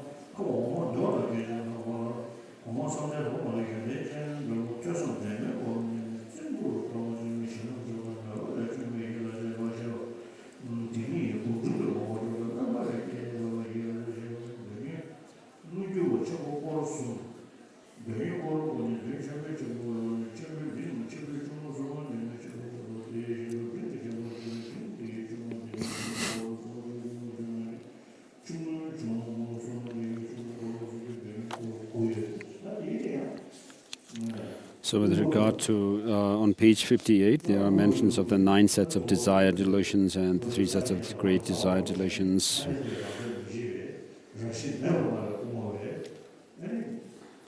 So the Madhyamikas who assert that nothing exists inherently, even in convention,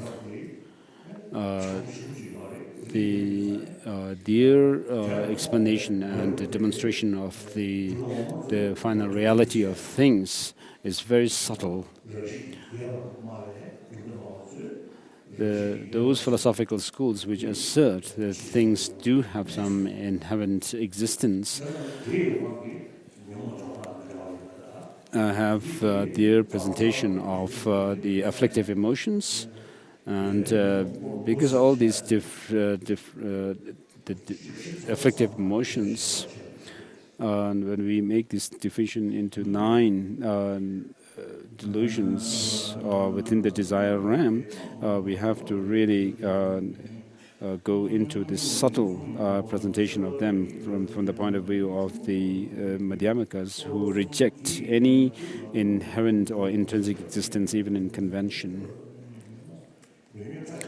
So page 59, mental contemplation of final training is similar analysis, which eliminates even the subtle 3 sets of small desire delusions by the force of antidotes. So, of course, as you develop in your concentration, single-pointed concentration, and have the experience of the first realm of concentration, the actual concentration of the first realm within the formless realm and so forth, you have not, of course, overcome, completely eliminated the desire realm, called the delusions as such, but they are more or less suppressed. So the understanding of liberation is that by putting an end to the karma and delusions, there is liberation. And so this, by recognizing or identifying liberation in that way,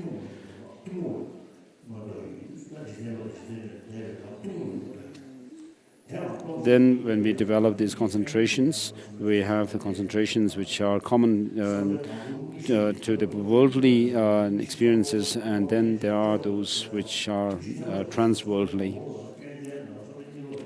The actual stage of the first concentration has 5 branches: investigating, analyzing, analysis are both antidotes. Joy and bliss are both benefits, and single-pointed mind is the basis. When it includes both investigation and analysis, it is called ordinary actual stage, and when there is analysis but no investigation, it is called special actual stage.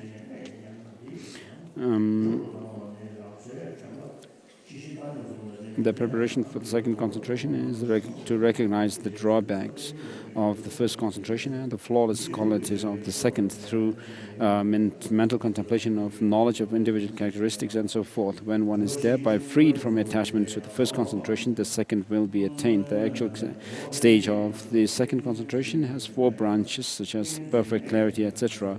Of these, internal clarity is an antidote, while joy and bliss being produced from meditative stabilization are benefits. Meditative stabilization itself is the branch of abiding.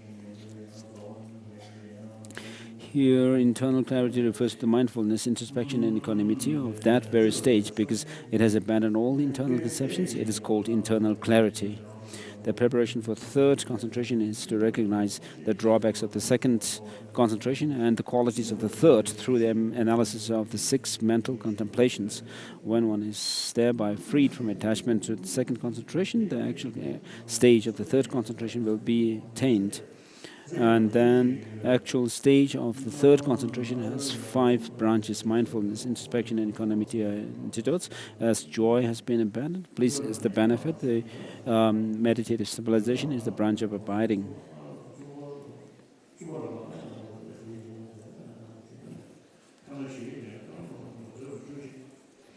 The preparation for the fourth concentration is to recognize the drawbacks of the third concentration and the qualities of the fourth through the analysis of the 6 mental contemplations. When one is thereby freed from attachment to the third concentration, the actual stage of fourth concentration has 4 branches. Perfect mindfulness and perfect equanimity are both antidotes. The feeling of equanimity is the benefit, and meditative stabilization is the branch of abiding. Here,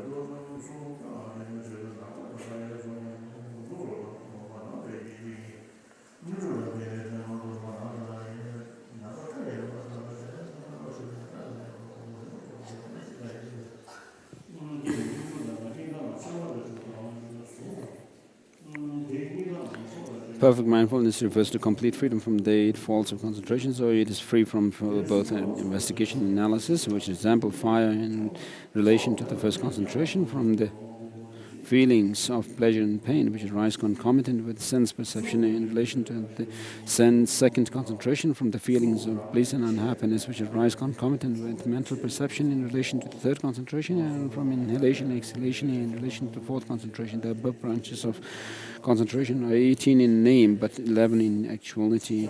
As Acharya Vasubandhu states in his Treasury of Knowledge, the first has 5 branches: investigation, analysis, joy, bliss, and meditative stabilization. The second has 4 branches: clarity, joy, etc. The third has 5: equanimity, mindfulness, introspection, bliss, and abiding. The last has 4: mindfulness, equanimity, neither bliss nor pain, meditative stabilization. The above concentrative absorptions are the results of having meditated on small, medium, and great actual stages of the first concentration, whereby one will be born in the abodes of first concentration, Brahma type, etc.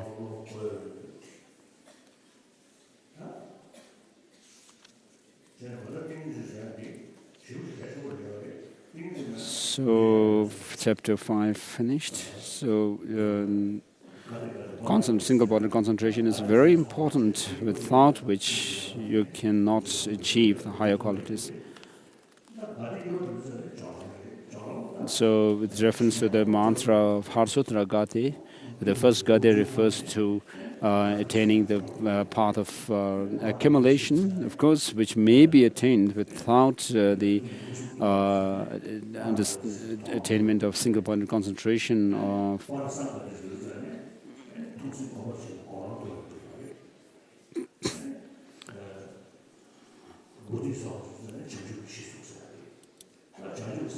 And then the second gade refers to path of preparation, for which you need to have attained the single body concentration, because in order to reach that the path, you need to have both insight and calm abiding.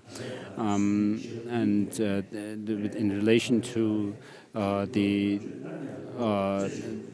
combined calm abiding and insight,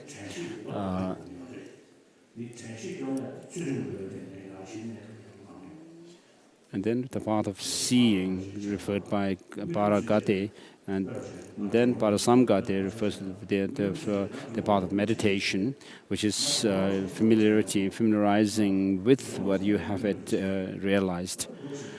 And so in order to build this wisdom, you need to have concentration, and that concentration in turn builds up on the basis of mindfulness, and about mindfulness of your precepts and vows that you have taken.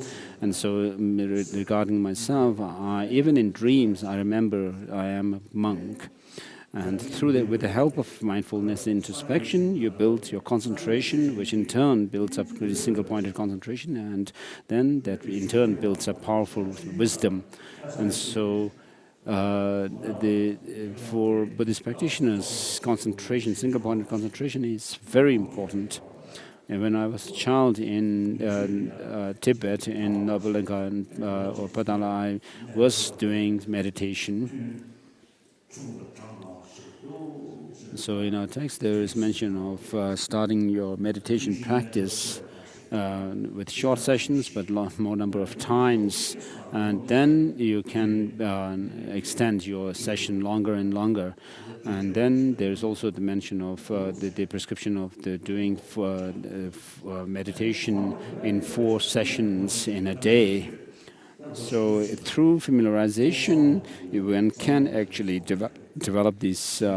So I have a friend, American friend, who has been meditating for mainly Guya Samaja Tantra for the last 30 years or so. So he, through his practice, this person is able to meditate on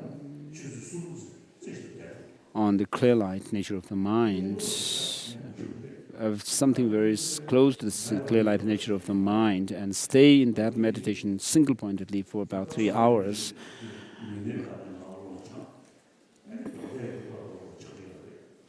So he trains his mind from isolation of body, and then the recitation, the Vajra recitation. And recently I met him some time ago, and I told him to meditate on the clarity nature of the mind. And then there are others who are able to stay in meditation for 3 hours. Amongst Tibetans, there are not many who are able to do this. So there was one Geshe who seemed to have attained calm abiding, this shamatha, single-pointed meditation.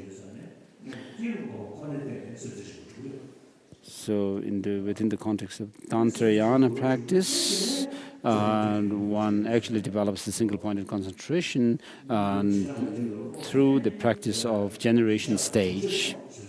So if you are able to stay single-pointedly focused on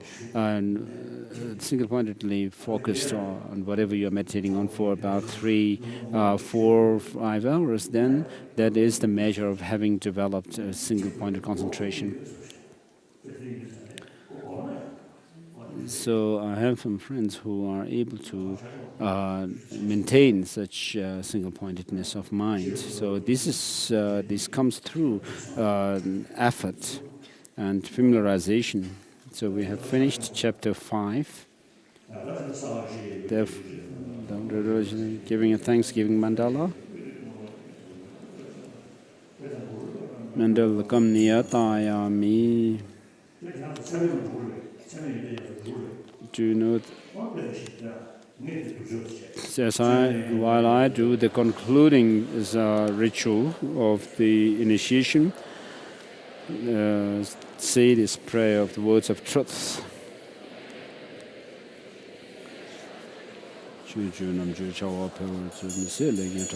Homage to the triple gym, magnificent masters of ocean, limitless qualities, those go into place in the 3 times your children and your disciples, looking upon the destitute migration like your only child, please pay attention to my true words of anguish. Expand the doctrine of the completely perfect, capable one, which removes the suffering of cyclic existence in solitary peace, for abundant, extensive welfare and happiness in Jambudvipa. Increase the 10 kinds of Dharma conduct of all those learned and accomplished holders of the doctrine. By pacifying all the unbearable dangers of sickness, weapons, and famine, cause those migrators totally compelled by intolerable strong karma, stricken by the torture of sufferings, without respite, to recover their breath in an ocean of happiness and joy, particularly for all migratory beings in religious snowland or oppressed evil actions by barbarous hordes from the black side devoid of love. May your power of compassion rise and quickly stop the flow of blood and tears. And so, until next year, you have 1 year, and we meet again. And so, have a good heart and dedicate to all the. You think of all the 7 billion people on this earth, in particular the 6 million Tibetans, and have a good intention to serve others, help others. And in order to be able to do so, you should have both education in both the modern subjects as well as the internal subject of Buddhism. And if you have a body of, otherwise, if you have a body of a Tibetan, while your mind actually acts like, in your mind you act like a Westerner, then that's not so good. And so you have to, so we'll have no question and answer session.